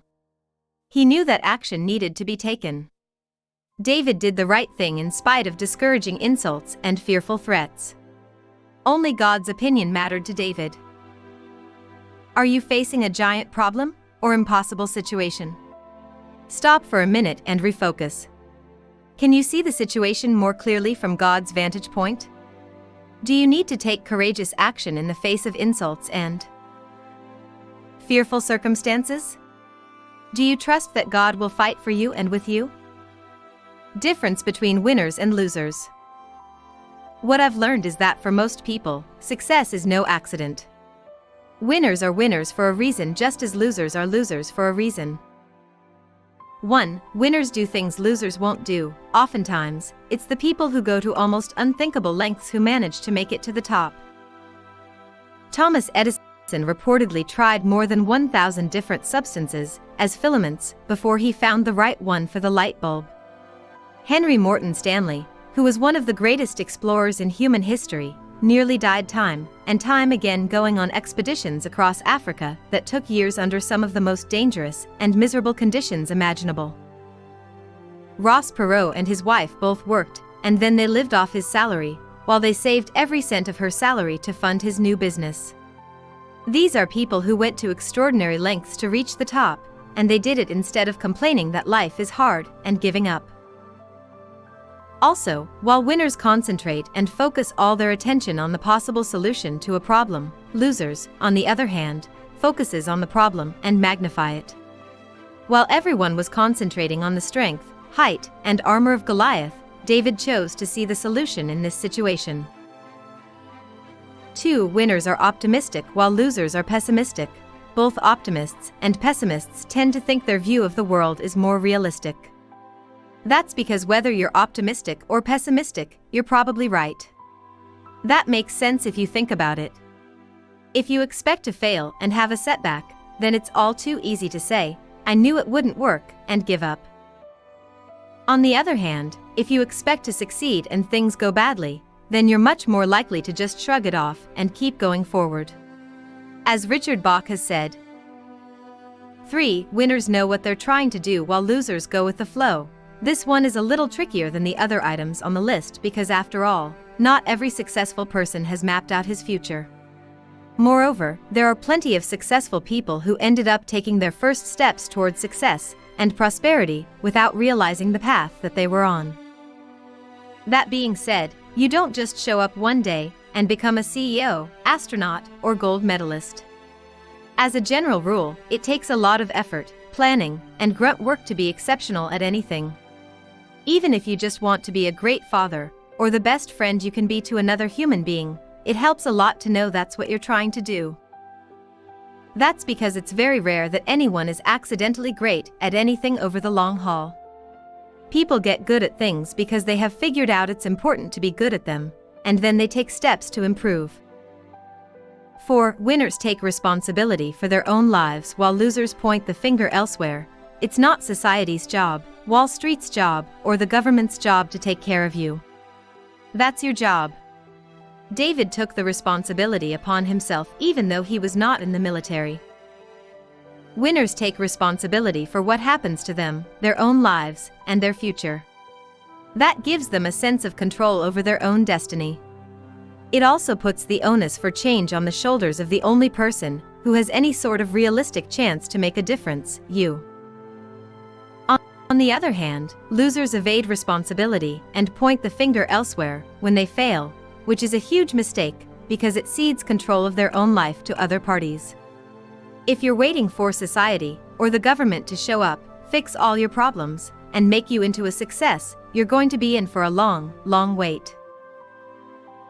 5. Winners work harder than losers. What people often think of as natural talent is really the result of a freakish amount of put in 10,000 hours of well-coached focused practice, and you, too, can appear to have an extraordinary amount of talent. There's a lot to this way of thinking. Although hard work alone isn't sufficient to make you into a winner, it's a prerequisite for being a winner. That's why successful people are almost inevitably busy people. Long story short, you're never going to become a champion at anything working 40 hours a week, and then spending the rest of the week watching TV and playing Xbox. 6. Winners fail more often than losers. The loser tastes defeat and quits. The winner gets knocked down and keeps on getting back up. I've missed more than 9,000 shots in my career. I've lost almost 300 games. 26 times, I've been trusted to take the game-winning shot and missed. I've failed over and over and over again in my life. And that is why I succeed. Michael Jordan. Winners have been there, done that, and got the t-shirt, so when they're in that same situation again, they've learned from hard experience what to do and what not to do. Losers, on the other hand, fail, decide it's too hard, and they quit before they've ever really gotten started. 7. Winners ask. Losers wait to be asked. Perhaps only 45% of success is showing up, while another 45% of success is asking. Asking is the simplest, most efficient, and potentially most rewarding action a person can take. I've become such a believer in the power of asking that I am compelled to share with you my 10 sacred rules of success. Rule number 1. Ask. Rule number 2. Ask again. Rule number 3. Ask again. Rule number 4. Ask again. Rule number 5. Ask again. Rule number 6. Ask again. Rule number 7. Ask again. Rule number 8. Ask again. Rule number 9. Ask again. Rule number 10. Ask again. Robert Ringer. Everybody loves the idea of having someone show up, recognize his obvious merit, and then hand him success on a silver platter. Yet usually, that's not how it happens. If you want good things in your life, you need to have the merit, be the one who shows up and be the one who asks for it. More often than not, you'll hear a no, but over time the yeses will accumulate and make a big difference in your life. Goliath was David's stepping stone to prominence. One should never impose one's views on a problem, one should rather study it, and in time a solution will reveal itself. Albert Einstein. Cultivate burning desire to solve the problem you face. Visualize inspiring and joyful problem-free future. Analyze the problem for a short time, brainstorm some solutions, but don't finalize any. What you need to do is just to start the ball rolling, and then let your subconscious mind take over the task. Saturate yourself in the problem, and then take a break. Shelve the problem for a day or two, even if you think you can already see a solution. Don't think about it, it should not weigh on your conscious mind. Although you are not consciously thinking about the problem, your subconscious is working on it, and will amaze you by a simple and elegant solution that is nearly impossible to produce deliberately using a linear, logical thought process.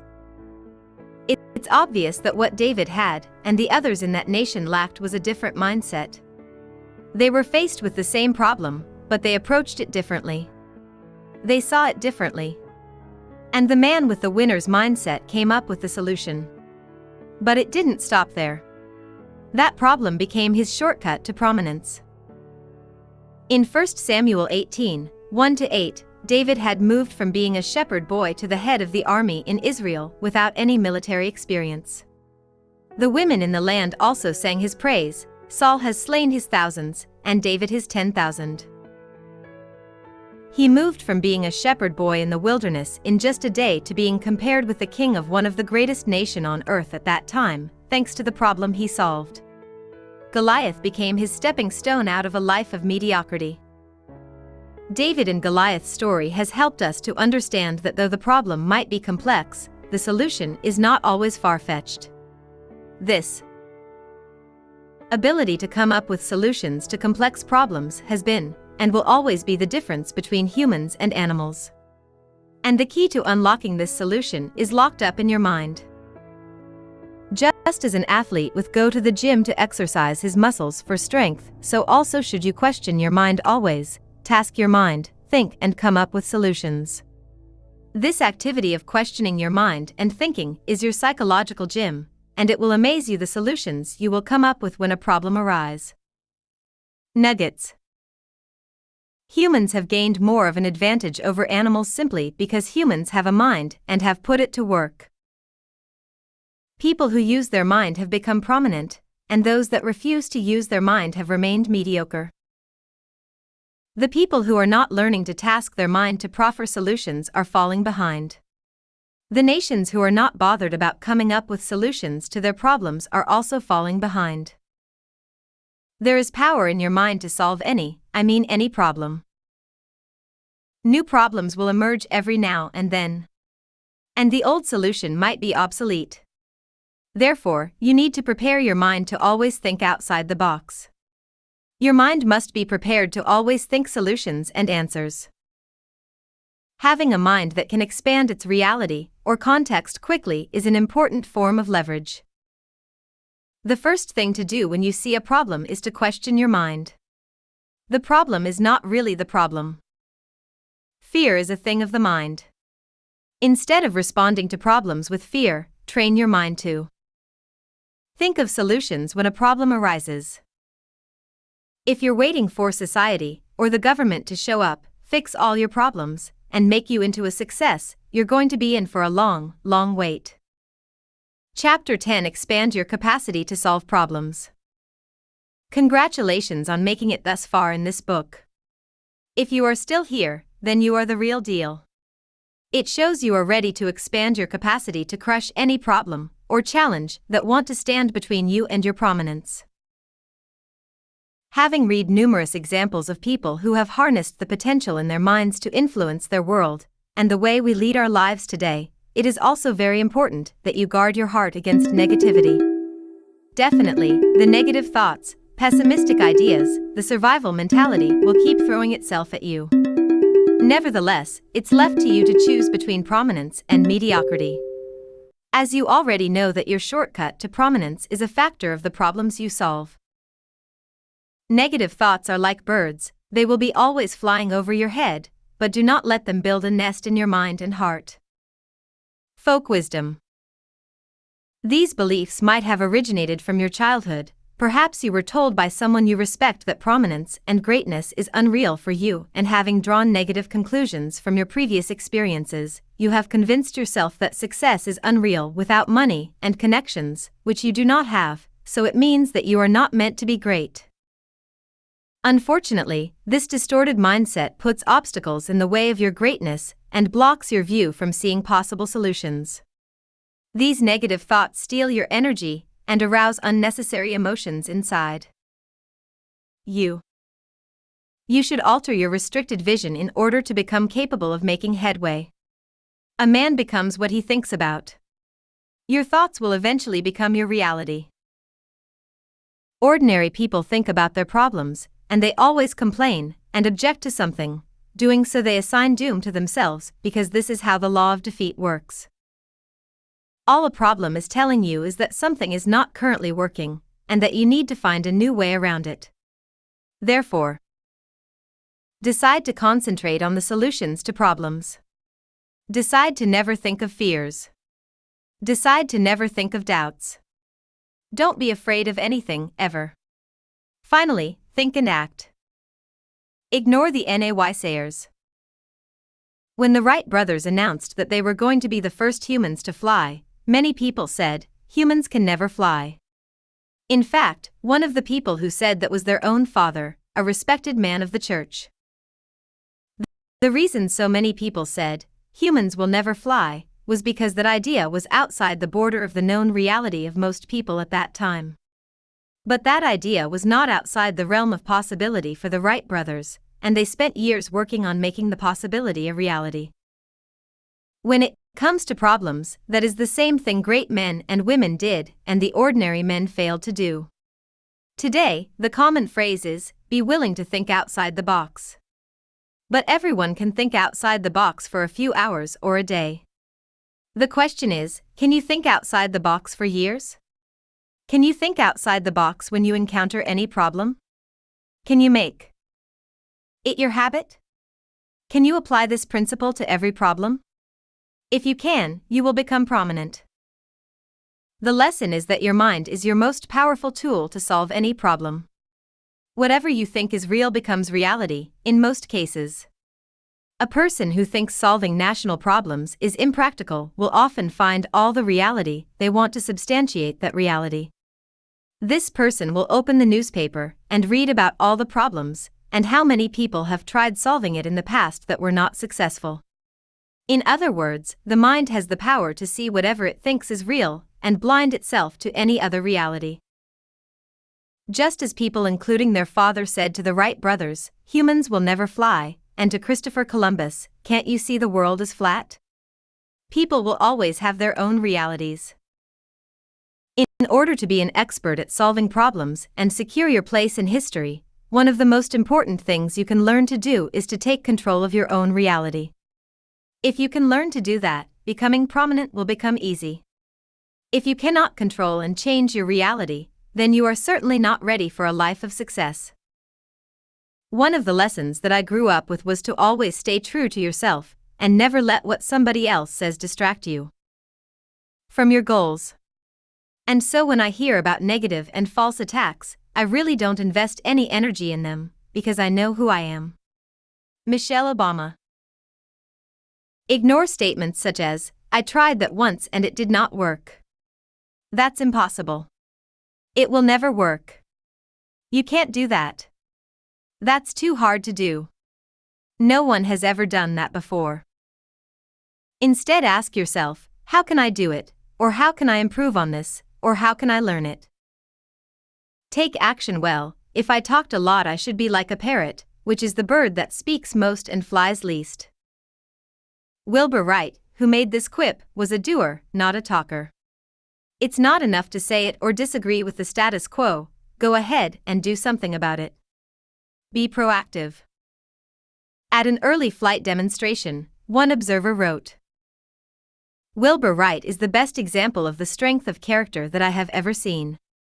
In spite of the sarcastic remarks and mockery, in spite of the traps set up from everywhere all these years, he has not faltered. He is sure of himself, of his genius, and he kept his secret. He had the desire to participate today to prove the world he had not lied. When they were just getting started, the brothers were able to shut out the rest of the world and focus on their work. Kitty Hawk turned out to be an excellent place for allowing them to do that. Years later, when they finally attained great wealth and fame, both brothers remembered those simple days at Kitty Hawk as the happiest time of their lives. The best dividends on the labor invested have invariably come from seeking more knowledge rather than more power. This quote from Wilbur provides an interesting insight into their development of some of the earliest planes. Each new model often came with more powerful motors, but that wasn't where the big improvements came from. Instead, discovering an improved scientific design resulted in better planes. I think this quote is a nice illustration of the principle of working smarter. Sometimes, we're tempted to just apply more muscle to a project or a problem. Stopping to learn and think about how we might improve the process can often yield even greater results. The man who wishes to keep at the problem long enough to really learn anything positively must not take dangerous risks. Carelessness and overconfidence are usually more dangerous than deliberately accepted risks. Wilbur recognized early on one of the key dilemmas facing early flight enthusiasts. One needed a lot of experience in order to master the various difficulties involved, yet each experiment could possibly result in death or serious injury. The brothers were able to solve this problem by being disciplined about managing risks during their early flights. First, they made sure they didn't go too high up. And they, of course, practiced on the beach at Kitty Hawk, NC, so there was soft sand on which to land.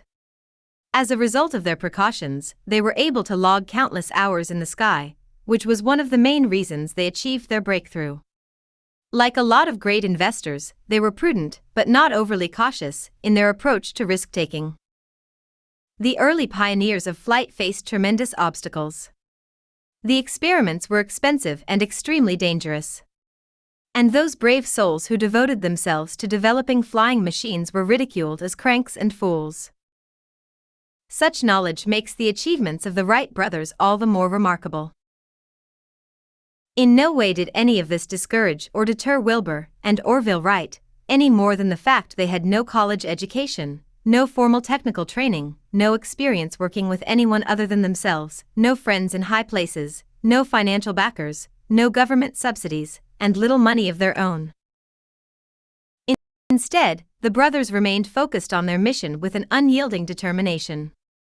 Learning how to fly is one of the greatest accomplishments in all of human history. The incredible discipline, determination, and courage of the Wright brothers is a lesson for you and me. I truly believe that each of us can improve ourselves greatly by learning from their remarkable example. You can solve any problem, overcome any obstacle, or achieve any goal that you can set for yourself by using your wonderful creative mind, and then taking action consistently and persistently until you attain your objective. Invest your time.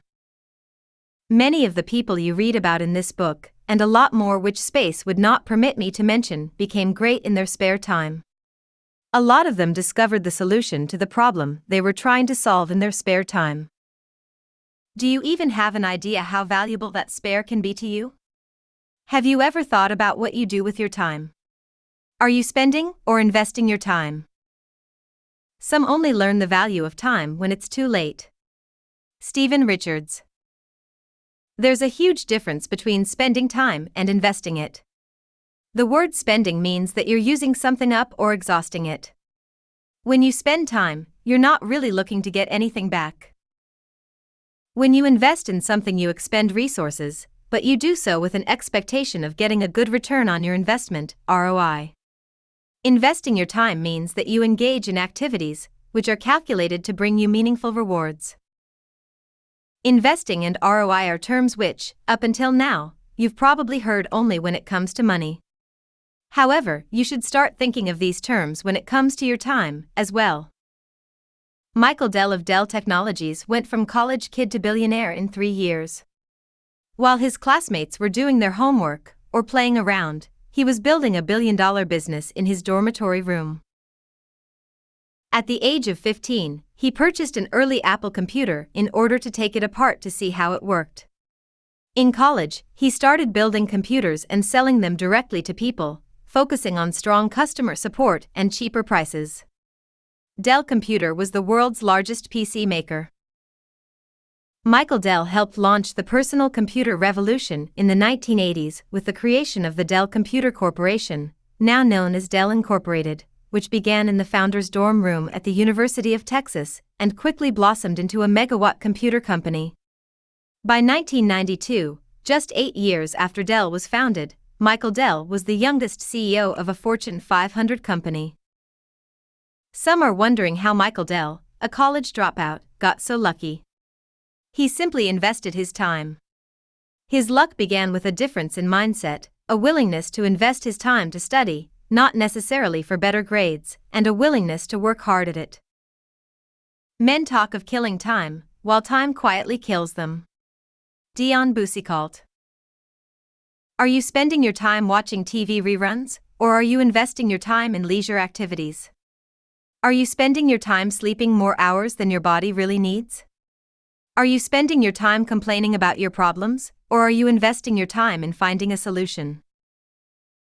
When your friends play golf or go fishing or watch sports on TV, you can be starting your part-time business. This time can be converted into added value. Invest this time to study, learn new skills, improve on existing skills, and be the best at what you do. Exhaust the literature on the problem you are working on. The likes of Albert Einstein, Bill Gates, Aliko Dangote, Steve Jobs, Michael Dell, and Thomas Edison all have the same 24 hours each day as you do. You've got no reason not to be prominent. You don't have an excuse not to be great. To expand your capacity for solving problems, you may want to begin by investing your time in reading books or listening to recordings about people who have already achieved what you want to achieve. Reading is a sure way to expand your capacity to solve problems. Habits of prominent individuals. Prominent individuals concentrate their attention on their tasks, while ordinary people think of problems. Prominent individuals are constantly thinking about solutions, ways, and methods to solve a certain problem. They are always in deep thought about their goal. They are permanently looking for solutions to promote their set goals and tasks. They are people of goals, they constantly think of new goals and tasks. Prominent people reflect on their future, building their tomorrow today. They are constantly thinking. Successful people always have a positive vision of life. They do not think of defeat. They do not picture something to be impossible. They do not take the word no as an answer.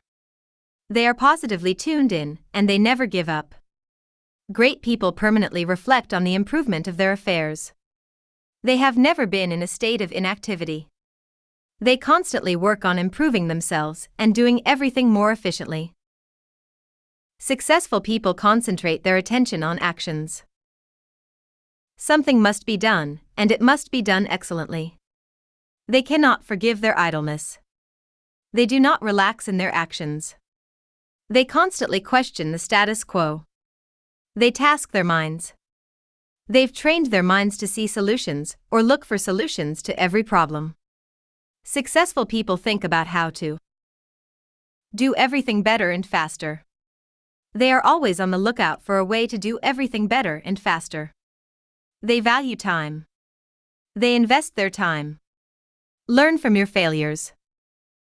Another very important tool that can expand your capacity to solve problems is learning from your failures. Don't let anyone deceive you, you might probably not get it right the first time. But this should not deter you from trying again. Thomas Edison, the America's great inventor, famous for inventing the light bulb and holding thousands of patents, it was actually one of Edison's early failures that taught him the vital relationship between invention and marketing. In 1869, he patented an electronic vote recorder to tally votes in the Massachusetts state legislature faster and more accurately. To Edison's astonishment, it flopped. Edison had not taken into account legislators' habits. They don't like to vote quickly and efficiently. They do like to lobby their fellow legislators to promote their viewpoints as voting takes place. Not much has changed in 140 years. In other words, Edison had a great idea, but he completely misunderstood the needs of his potential customers. But here is the difference between this man and a lot of others. While the first invention flopped, he didn't give up on the idea. He tried again. But this time, he used the lesson he learnt from the failures he had earlier on. You build on failure. You use it as a stepping stone. Close the door on the past. You don't try to forget the mistakes, but you don't dwell on it. You don't let it have any of your energy, or any of your time, or any of your space. Johnny Cash. Edison realized that marketing and invention must be joined at the hip. Anything that won't sell, I don't want to invent, he said. Its sale is proof of utility, and utility is success.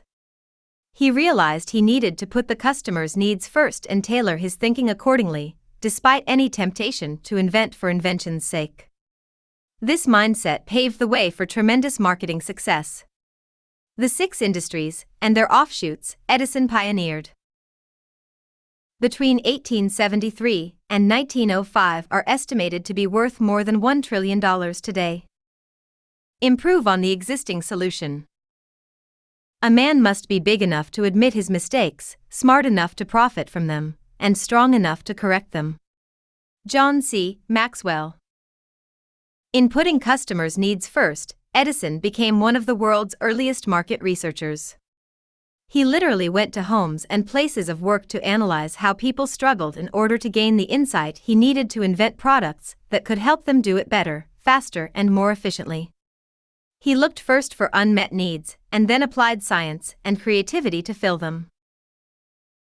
Herein lies the secret to every problem you want to solve. You have to do your homework. Research thoroughly on the topic under question. There is never an end to solving problems. There is no dead end to success. Keep improving. Keep innovating.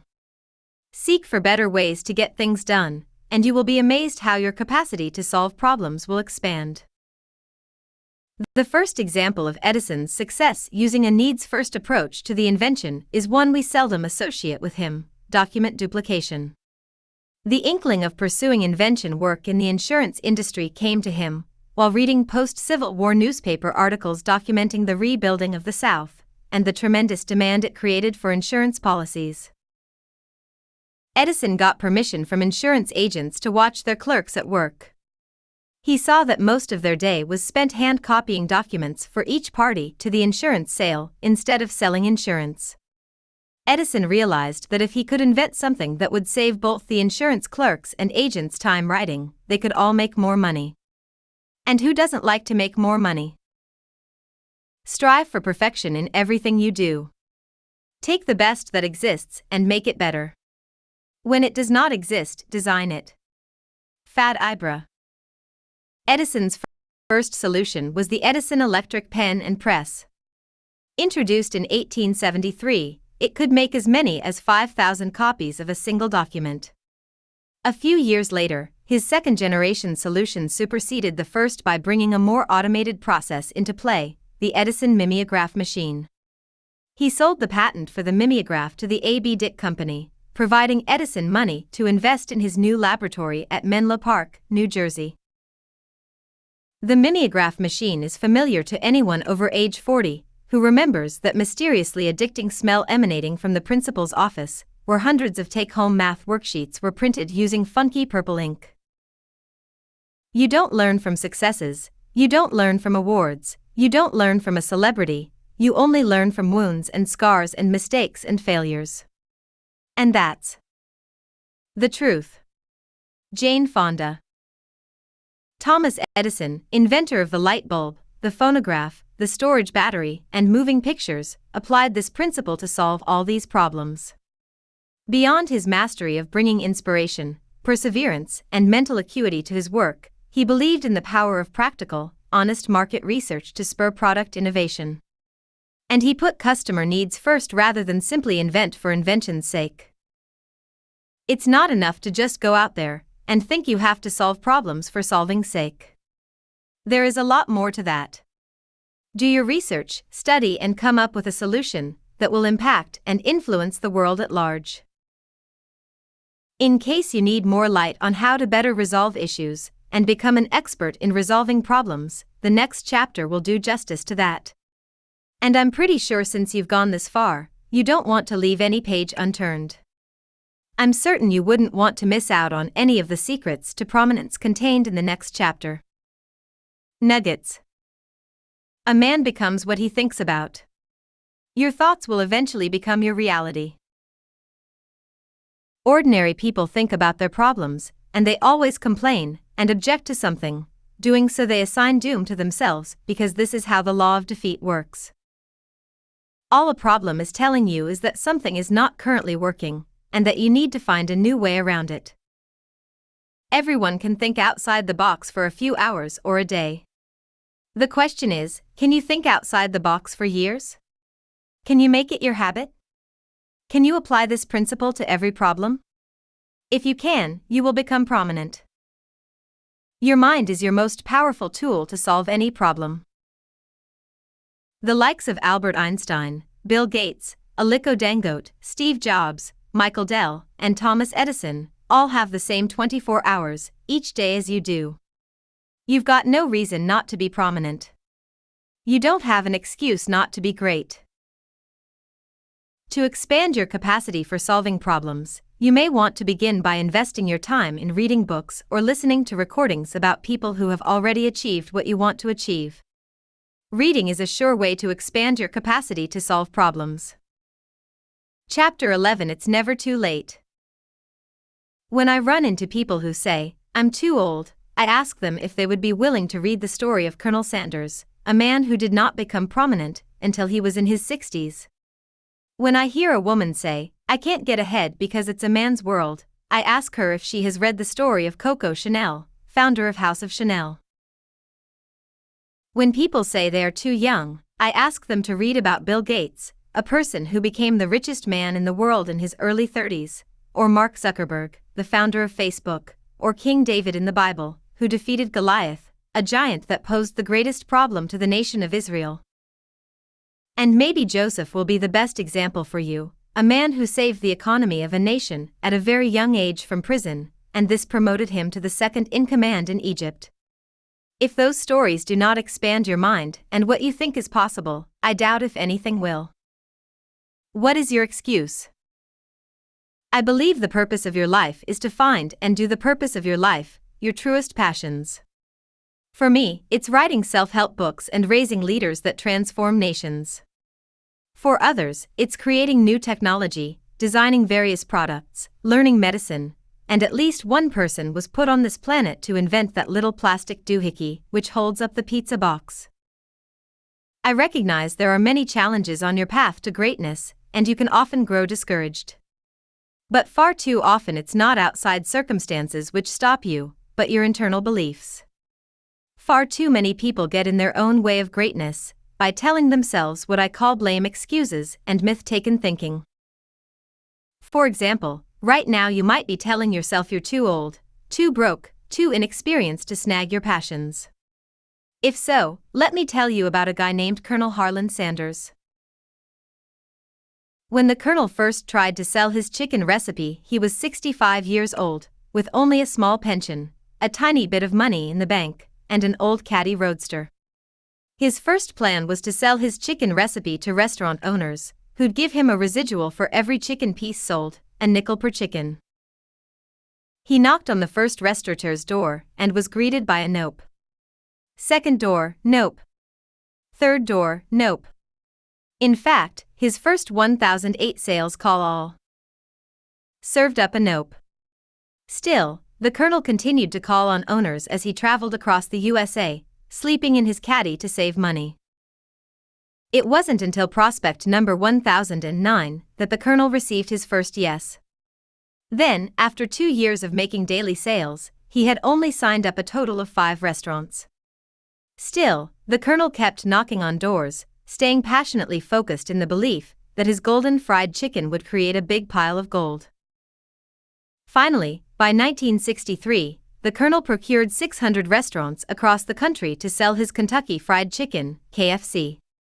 In 1964, he was bought out by a multimillionaire, who made the Colonel a multimillionaire himself. I love this story because it's an against-all-odds tale. The Colonel was a senior citizen, with no money, entering a new field, and yet he succeeded. How? He knew how to fuel his greatness instead of fueling his fears, insecurity, and excuses. Robert Louis Stevenson said it well when he said, "To know what you prefer, instead of humbly saying amen to what the world tells you that you ought to prefer, is to have kept your soul alive." Lessons from Colonel Sanders. Colonel Sanders was rejected 1,009 times before successfully selling his Kentucky Fried Chicken recipe. He had failed at every job he'd tried earlier on in his life, lawyer, salesman, you name it. The Colonel was already married at the young age of 19 to his wife Josephine, had 3 children, then had frequent affairs, and the marriage ended in divorce. It's safe to say that he didn't have the best of lives growing up. In fact, he didn't even successfully sell his company until he was 75 years old. There's no doubt that the odds were stacked against the KFC king. The Colonel's story is so inspiring and filled with hope for others who think it's too late. Check out some of the most powerful success lessons we can all learn from Colonel Sanders. It doesn't matter whether you're 20 years old or 70. You have to go through failure to get to success. In the intro above, I mentioned that Colonel Sanders was rejected more than 1,000 times before successfully selling his KFC recipe. 1,000 times. Not only that, but I also mentioned that he'd failed at every other career he'd tried to get into. Sanders tried and failed miserably at all the below careers between the ages of 10 and 40. Farming, streetcar conductor, lawyer, insurance salesman, railroad fireman. Just goes to show that no matter how many failures you experience in life, there's always still time to be successful. For anyone reading this who thinks it's too late to make something of your life, start rethinking. You're never too old to succeed. Colonel Sanders was 75 years old before he finally sold Kentucky Fried Chicken for a cool $2 million, which would be around about $15 million in the world of today. He remained as the spokesman for the company after the sale. But 75 years old, the majority of people, at least 95%, give up way earlier in life. People stop thinking they can be successful even in their 30s. And yet, the Colonel didn't think this way and ended up being the founder and face of a billion-dollar brand. So before you start to think that you can't achieve your dreams, before you start nursing those thoughts that you can't be of any significance because you're 30, 40, 50 years old, stop. You're never too old to achieve success in life. There is no age grade for prominence. You're never too old to provide solutions. The past doesn't define your success. An awesome success lesson that many people need to hear is the lesson that your past doesn't define your future success. It doesn't matter how many times you failed. It doesn't matter where you were brought up or what happened to you earlier on in life. Your past does not determine how successful you can become in the future. Again, look at Sanders. He'd failed at every other career he'd tried, a whole bunch of them. He was in an unhappy marriage and had 3 children at a very young age. For most people, that's when they start to quit on life and can't see a way out. Giving up is the only sure way to fail. You can fail at a lot of things in life, but the KFC story proves that giving up is the only sure way to fail. If you're some like the Colonel, no matter how many times you fail, the possibility of success is still always on the table. You're not a failure until you finally stop trying. So don't give up. Even if time is passing, you're slowly getting older, and you still can't quite see the end of the tunnel. It's never impossible to achieve success. It's never too late to start over. It was clear that cooking was the Colonel's passion, but it wasn't discovered by himself until later on in his life. He went through a complete range of careers, having to start over from scratch, again and again. Follow your passion. The rest will attend to itself. If I can do it, anybody can do it. It's possible. And it's your turn. So go for it. It's never too late to become what you always wanted to be in the first place. J. Michael Straczynski. When you try to succeed at so many different things, it can become exhausting. The start is always the hardest part, and for most people starting all over again at the age of 50 or 60 would be unthinkable. Yet, it's never too late, and Colonel Sanders showed this by finally being successful at doing what he loved, in his 70s.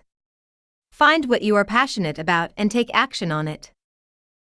Don't be afraid to start small. Sanders started selling Kentucky Fried Chicken by the side of the road, on a small scale. After selling the recipe, it vastly grew, and franchises were being opened all over the world. The lesson here is not to be afraid to start small. As long as you get started and work hard, progression will come. Hard work beats all the tonics and vitamins in the world. Colonel Sanders. People often put off starting their own business, website, non-governmental organizations, NGOs, and such, simply because they don't think it's at a big enough scale to launch. I see plenty of people in the process of websites or NGOs, stuck in this process for more than 2 years because they don't think it's quite ready. Just start.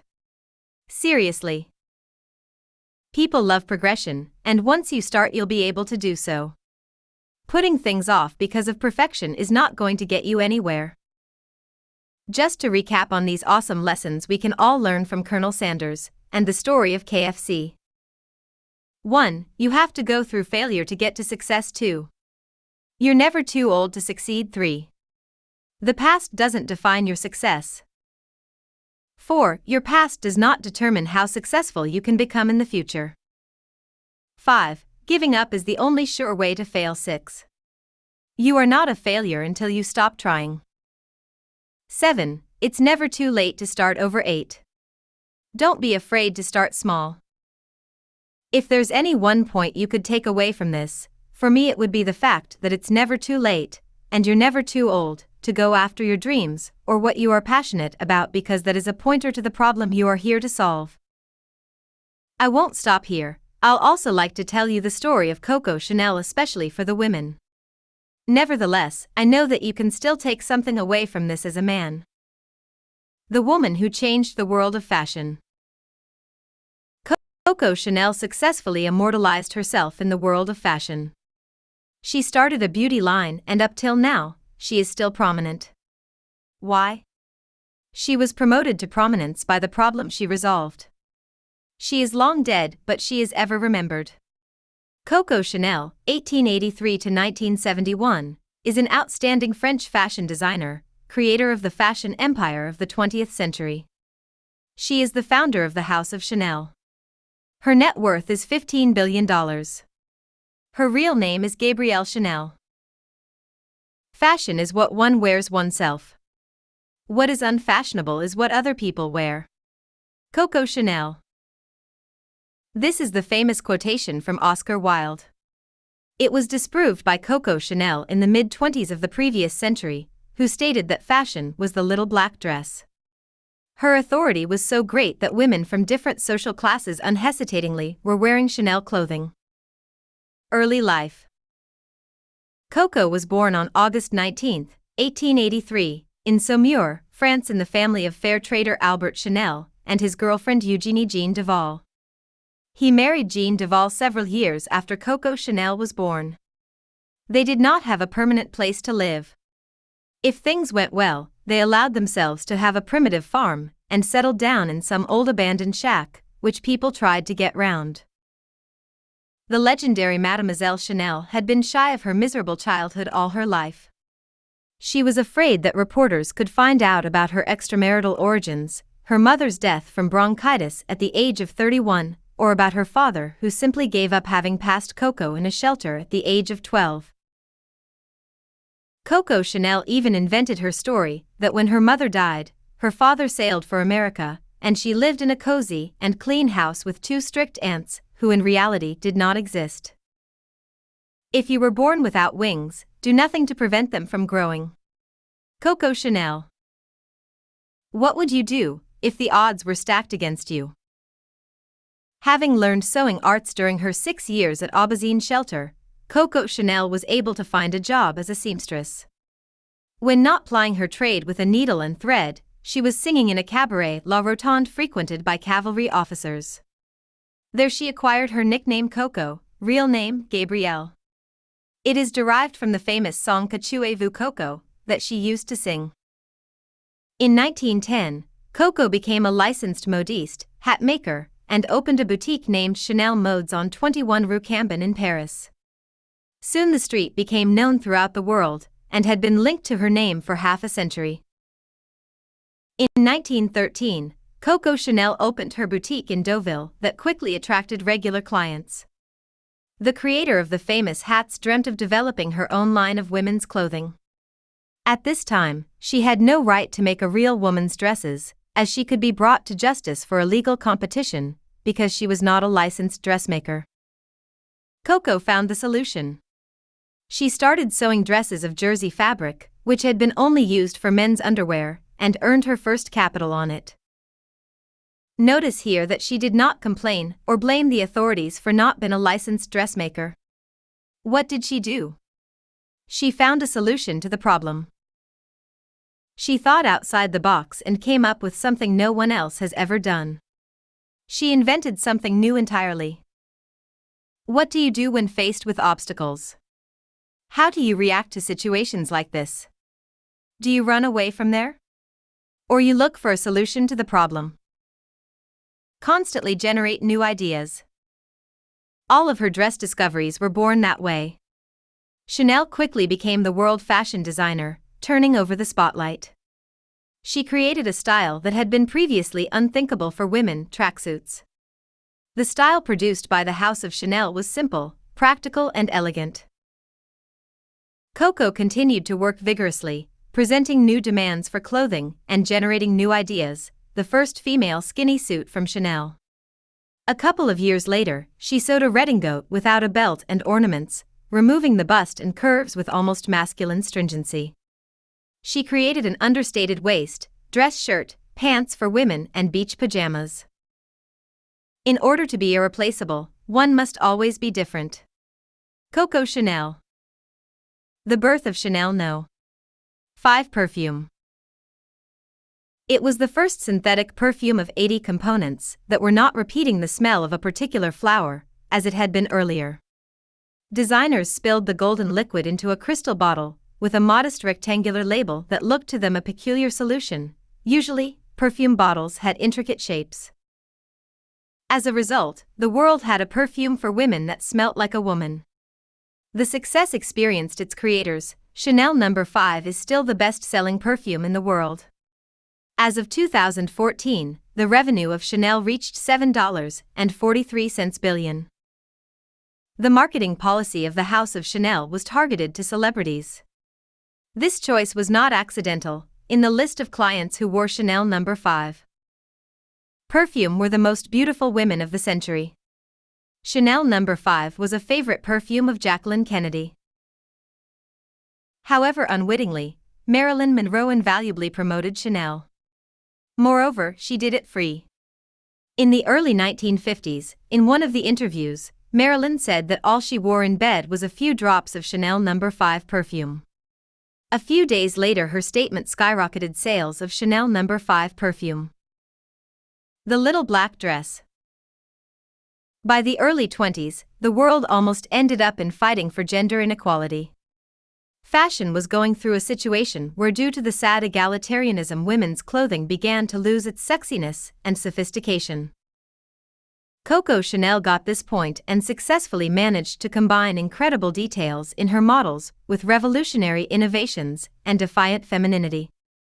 She invented the famous little black dress, which seemed, at first glance, artless, rustic garb and impersonal. This decisive step brought the designer worldwide fame and made her finding a symbol of elegance, luxury, and good taste. After World War II, designers appeared like mushrooms after the rain in post-war France. One of them, a young fashion designer Christian Dior, commented about Coco Chanel's design. With a black pullover and 10 rows of pearls, she revolutionized fashion. Americans gave her an ovation. There was a triumph of the little black dress in the United States. It was an honor to a new generation of fashionable women to wear Chanel clothes, and Coco herself turned into a tycoon, managing the largest fashion house in the world fashion industry. During these years, she created the pink Chanel suit. On November 22, 1963, when the President John F. Kennedy was assassinated, his wife wore a double-breasted, strawberry pink and navy trim-collared Chanel wool suit. In the 1960s, the pink Chanel suit has become a symbol for her husband's assassination, and one of the iconic items of fashion. Many times the suit has been shamelessly copied to the last braid, to the last golden button and stitching. Nevertheless, the name of Coco Chanel is more than a suit. Coco Chanel once said, "Fashion fades, only style remains the same." The world has recognized her as the only trendsetter of the most refined elegance. The Chanel style concept firmly anchored in the fashion industry. The Chanel style means that a suit should be functional and comfortable. If a Chanel suit has buttons, they certainly should be buttoned. By the way, the idea of wearing a bag over shoulder also belongs to Mademoiselle Coco. You who is reading this now, I want you to know that as an individual, you are here to solve problems. You are here to make the world a better place. It is not a mistake that you are here. You are not an afterthought. I took my time to narrate to you a little about their background, so you know that they are ordinary individuals like you. Maybe your story might be better than theirs. Maybe this is just what you need to get you up and running. And no greater joy can I experience than to see you get up on your feet, dishing out that solution that is inside of you for the improvement and development of this world. Do not resign to fate and inactivity in the guise that the problems or obstacles are too much for you alone to handle. Get up on your feet right now, throw out all the excuses, stop existing and start living. Nuggets. No matter how many failures you experience in life, there's always still time to be successful. Before you start nursing those thoughts that you can't be of any significance because you're 30, 40, 50 years old, stop. You're never too old to achieve success in life. There is no age grade for prominence. You're never too old to provide solutions. Your past doesn't define your future success. It doesn't matter how many times you've failed. It doesn't matter where you were brought up or what happened to you earlier on in life. The start is always the hardest part, and for most people starting all over again at the age of 50 or 60 would be unthinkable. Yet, it's never too late, and Colonel Sanders showed this by finally being successful at doing what he loved in his 70s. Find what you are passionate about and take action on it. Do not resign to fate and inactivity in the guise that the problems or obstacles are too much for you alone to handle. Chapter 12. Stop existing, start living. What problem have you decided to dedicate your life to resolve? What are the issues you have decided to dedicate your life to? What are the problems you have decided to take head on? What are you going to be prominent for? What are you going to resolve with your life? That problem will become your shortcut to prominence. That problem that you have decided to resolve is what will cement your name in time and eternity. That problem that you have decided to resolve is what will make you to be remembered long after you are gone. That problem that you have dedicated your life to resolving is what will become your monument. Prominence is as a result of problem solved. Significance is as a result of the problem solved. Fame is as a result of the problem solved. Problems, therefore, are your shortcut to prominence. In closing, I'd like to remind you once more that you are not needed here on earth if you are not going to solve any problem. You are not needed if you are not going to resolve any issue for which you are made. You are not needed if the world will not become a better place because you came.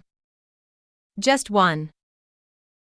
The time God has given you, what is the result it's going to produce? What answer will the world celebrate you for? At least one issue. Just one. What one issue will you resolve with your life? A whole lifetime, what one issue will it tackle?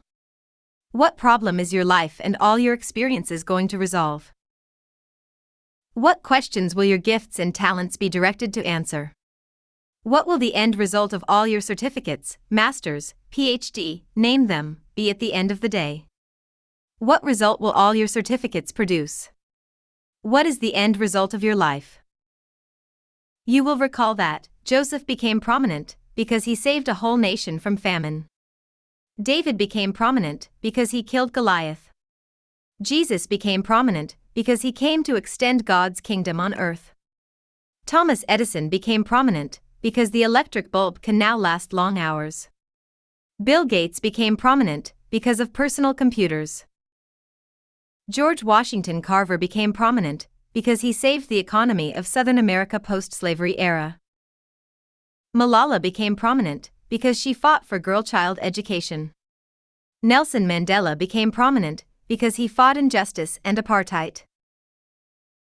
Rosa Parks became prominent because she fought injustice by refusing to give up her seat on a public bus because of her skin color. Harriet Tubman became prominent because she saved herself and other slaves. She was the Moses of her time. Singapore became prominent among other nations in the world because she solved her own problems. Come on, dear friend, what one issue will you resolve with your life?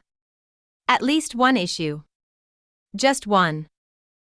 These were not the people who had the survival mentality. No. They solved problems. They made the world a better place. They secured their place in history. They built monuments for themselves through the problems they solved. They were the good news to their generation, and even to the many that came after them. They had their own share of challenges, but they focused on the solution. Little wonder they are prominent today. They had their own share of challenges. Little minds are tamed and subdued by misfortune, but great minds rise above them. Washington Irving. Every prominent individual you've seen or heard of have had their own share of challenges. They've had issues they had to deal with. But that did not stop them. They were fearless in the face of these challenges. They never gave up. Walt Disney was fired by a newspaper editor because he lacked imagination and had no good ideas. He went bankrupt several times before he built Disneyland. In fact, the proposed park was rejected by the city of Anaheim on the grounds that it would only attract riffraff. Henry Ford failed and went broke 5 times before he succeeded. Robert Sternberg received a C in his first college introductory psychology class. His teacher commented that there was a famous Sternberg in psychology, and it was obvious there would not be another. 3 years later, Sternberg graduated with honors from Stanford University, with exceptional distinction in psychology, summa cum laude, and Phi Beta Kappa. In 2002, he became president of the American Psychological Association. Thomas Edison's teachers said he was too stupid to learn anything. He was fired from his first 2 jobs for being non-productive. As an inventor, Edison made 1,000 unsuccessful attempts at inventing the light bulb. When a reporter asked, "How did it feel to fail 1,000 times?" Edison replied, "I didn't fail 1,000 times. The light bulb was an invention with 1,000 steps." Charles Darwin gave up a medical career and was told by his father, "You care for nothing but shooting, dogs, and rat catching." In his autobiography, Darwin wrote, "I was considered by all my masters and my father a very ordinary boy, rather below the common standard of intellect." Clearly, he evolved. Louis Pasteur was only a mediocre pupil in undergraduate studies and ranked 15th out of 22 students in chemistry. In 1872, Pierre Paget, professor of physiology at Toulouse, wrote that Louis Pasteur's theory of germs is ridiculous fiction. Fred Smith, the founder of Federal Express, received a C on his college paper detailing his idea for a reliable overnight delivery service. His professor at Yale told him, "Well, Fred, the concept is interesting and well-formed, but in order to earn better than a C grade, your ideas also have to be feasible." So we went to Atari and said, "Hey, we've got this amazing thing, even built with some of your parts, and what do you think about funding us? Or we'll give it to you. We just want to do it. Pay our salary, we'll come work for you." And they said, "No." So then we went to Hewlett-Packard, HP, and they said, "Hey, we don't need you. You haven't got through college yet." This is the story of Apple computer founder Steve Jobs on attempts to get Atari and HP interested in his and Steve Wozniak's personal computer. Michael Jordan couldn't make it to his high school basketball team. Jordan once observed, "I've failed over and over again in my life. That is why I succeed. I've missed more than 9,000 shots in my career.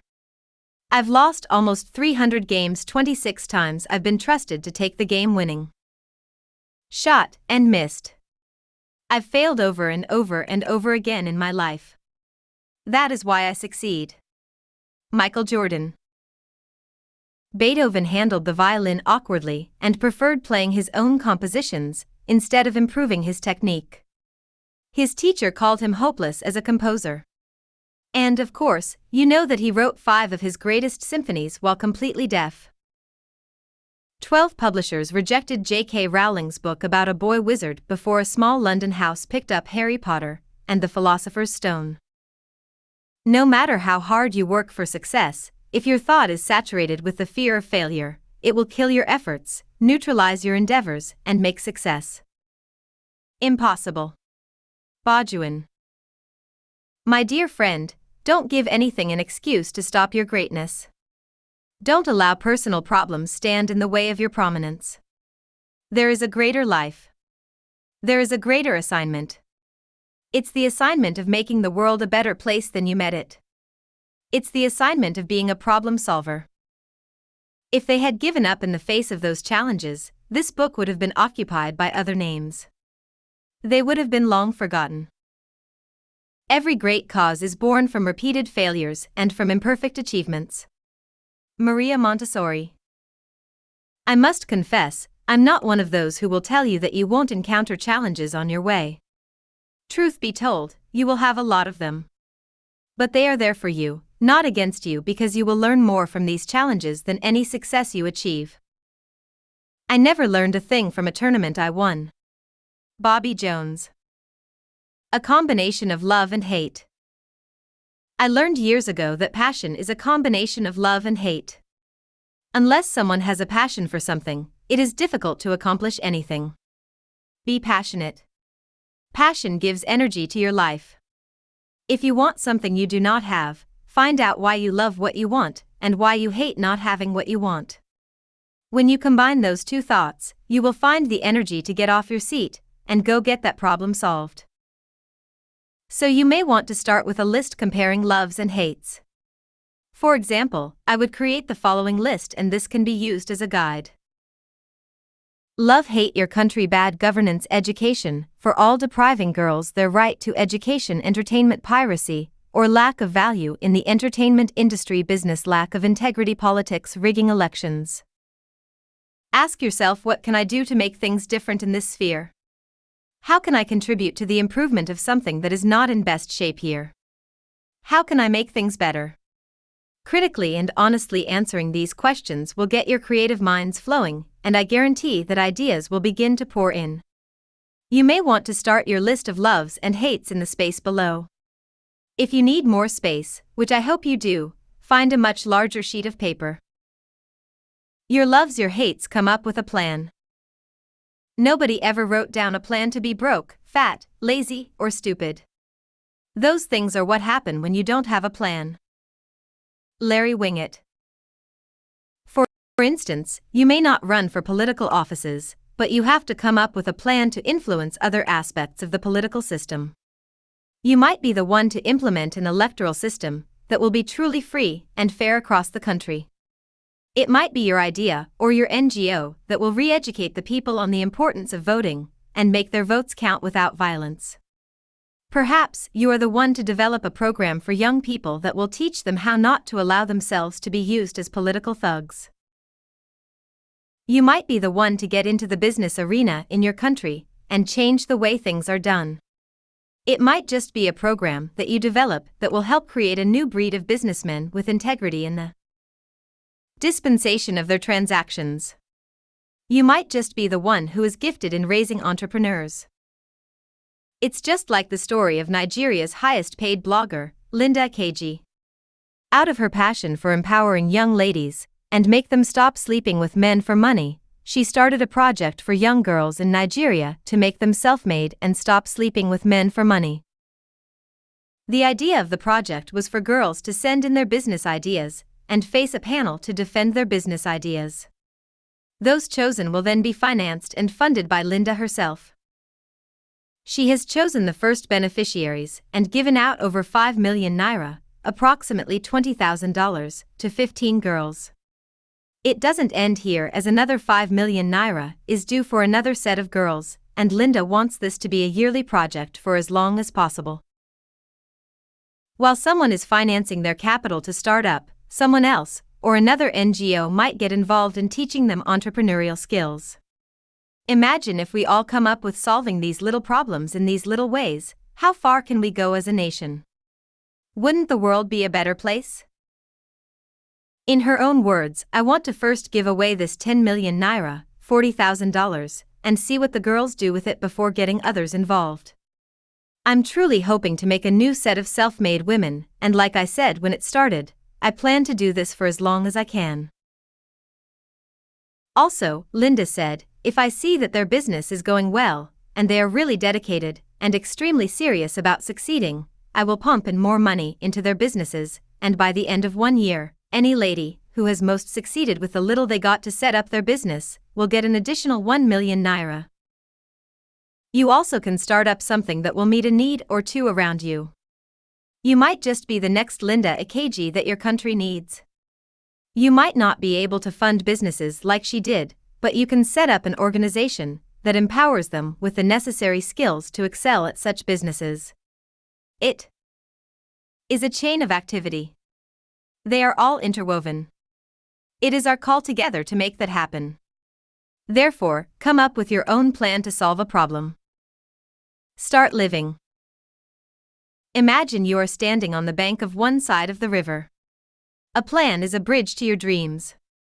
Your job is to make the plan or bridge real so that your dreams become real and the problem becomes history.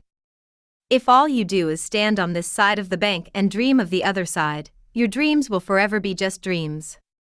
First, make your plan real, and then the problem will take care of itself. The future we all dream of is created by what you do today, not tomorrow. In other words, what you are doing today is your future.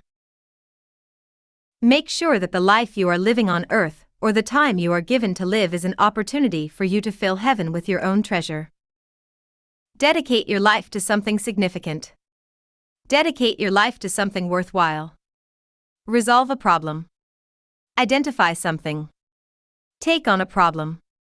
Give your life to something. Start living, stop existing. Think. Use your mind. Make a difference in your world. A word is enough for the wise. Blessings. Nuggets. Prominence is as a result of the problem solved. Significance is as a result of the problem solved. Fame is as a result of the problem solved. Problems, therefore, are your shortcut to prominence.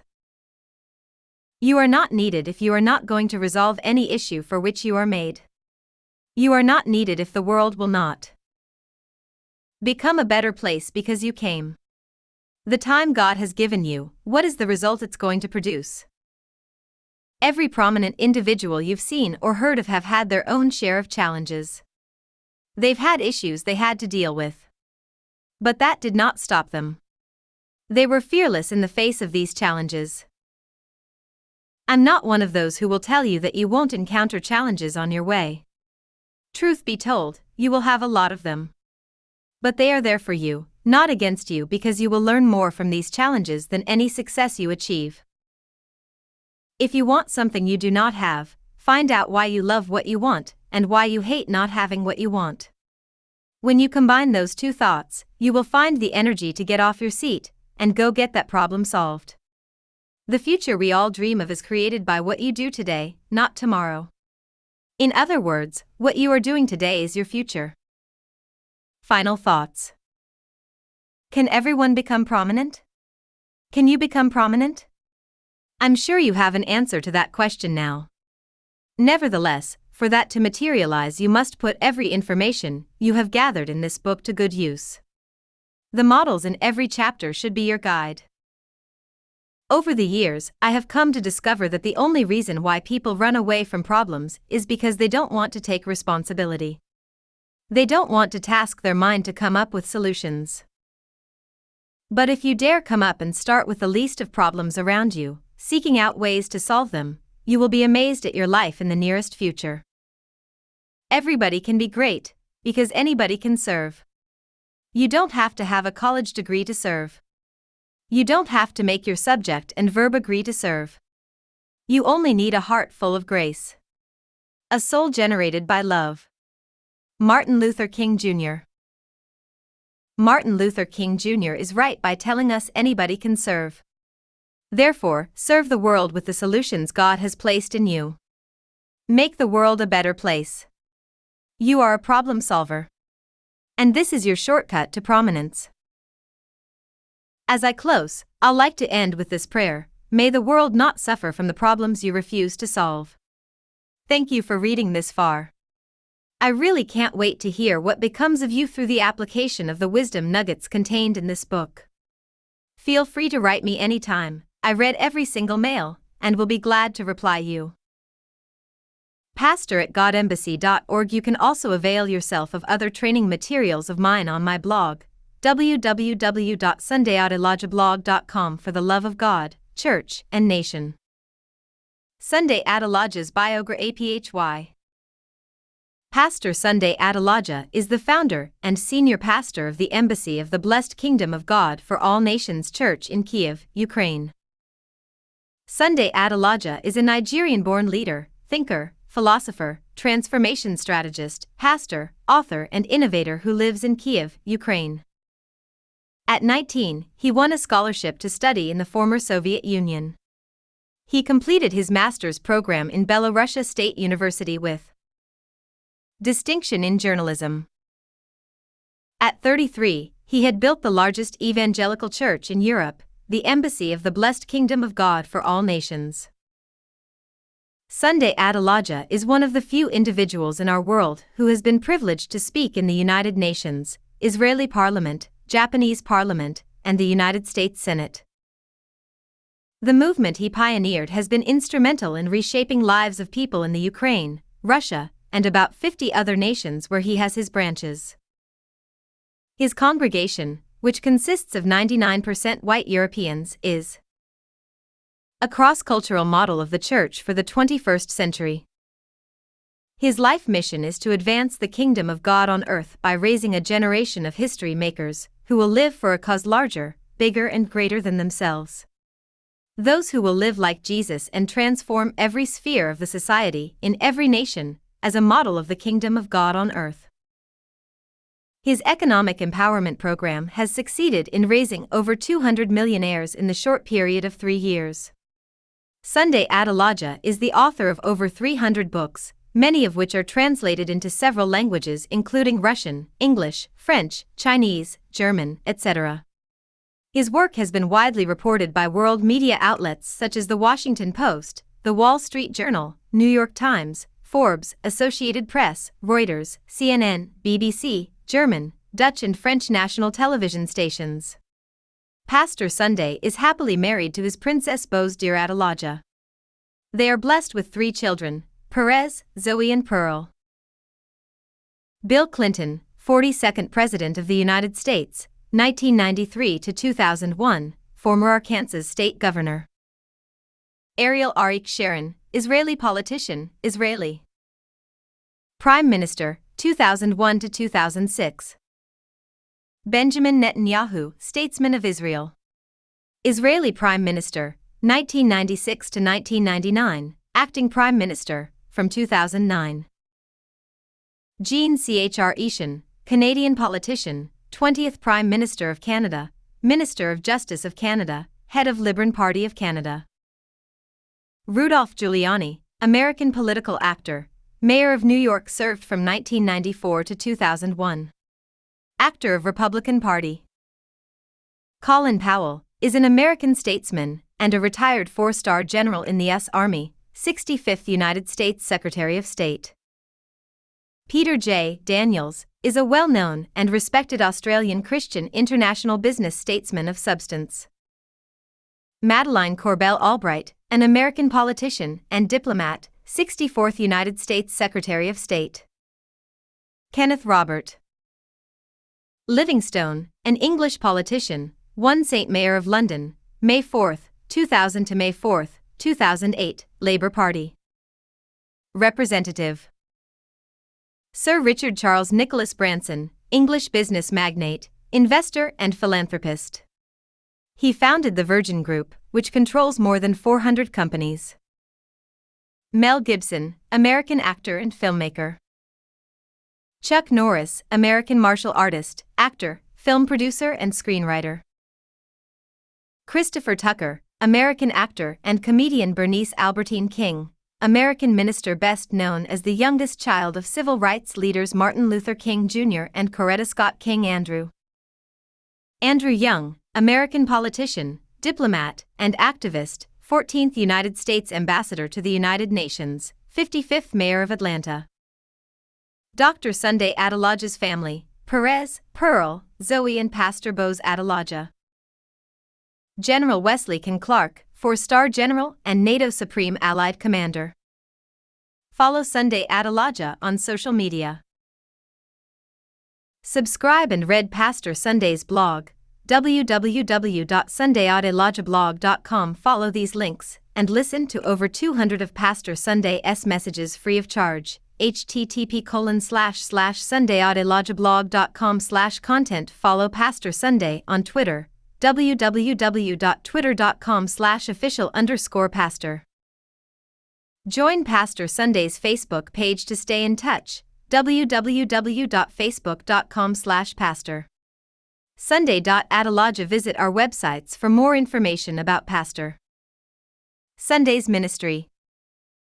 http://www.godembassy.com. http://www.pastorsunday.com. http://sundayadelaja.de. Contact. For distribution or to order bulk copies of this book, please contact us. USA Cornerstone Publishing. Info at thecornerstonepublishers.com +1 516 547 4999 www.thecornerstonepublishers.com. Africa. Sunday Adelaja Media Ltd. Email tawalana@hotmail.com +234818751 8530 +234809772 1451 +234803409 3699 London, UK. Pastor Abraham Great abrahamagreet@gmail.com +44771 139 9828 +44190 853 8141. Kiev, Ukraine. POT@godembassy.org. Mobile +38067 440 1958. BEST. Selling. You. Though. BEST. Selling. UTHO. Golden Jubilee Series books by Dr. Sunday Adelaja. 1. Who Am I? 2. Only God Can Save Nigeria. 3. The Mountain of Ignorance. 4. Stop Working for Uncle Sam. 5. Poverty Mindset versus Abundance Mindset. 6. Raising the Next Generation of Steve Jobs and Bill Gates. 7. How to Build a Secured Financial Future. 8. How to Become Great Through Time Conversion. 9. Create Your Own Net Worth. 10. Why You Must Urgently Become a Workaholic. 11. How to Regain Your Lost Years. 12. Pastor, Face Your Calling. 13. Discipline for Transforming Lives and Nations. 14. Excellence Your Key to Elevation. 15. No One is Better Than You. 16. Problems your shortcut to prominence 17. Let heroes arise. 18. How to live an effective life 19. How to win in life 20. The creative and innovative power of a genius 21. The veritable source of energy 22. The Nigerian economy. The way forward 23. How to get what you need in life 24. 7 tips to self-fulfillment 25. Life is an opportunity 26. The essence and value of life 27. A visionless life is a meaningless life. 28. Where there is problem there is money 29. Work is better than vacation, labor better than favor 30. How to overcome the fear of death 31. Discovering the purpose and calling of nations 32. How to become a developed nation throughout the dignity of labor 33. Your greatness is proportional 34. Why losing your job is the best thing that could happen to you 35. What do you do with your time 36. Life is predictable 37. How to be in the here and now 38. I am a person. Am I a personality? 39. Discover the source of your latent energy 40. How to form value systems in a child 41. Why I am unlucky 42. Hello. I am searching for problems 43. Holistic personality 44. How to transform and build a civilized nation 45. Could you be the Abraham of your nation 46. The team building skills of Jesus 47. How to keep your focus 48. The sin of irresponsibility 49. How Africans brought civilization to Europe 50. The danger of monoculturalism. For distribution or to order bulk copies of this books, please contact us, USA, Cornerstone Publishing. Email info@thecornerstonepublishers.com, +1 516 547 4999 www.thecornerstonepublishers.com. Africa, Sunday Adelaja Media Ltd. Email tawalana@hotmail.com +234818751 8530 +234809772 1451 +234803409 3699. London, UK, Pastor Abraham Great. Email abrahamagreet@gmail.com +44771 139 9828 +44190 853 8141. Kiev, Ukraine. Email pa@godembassy.org, mobile +38067 440 1958.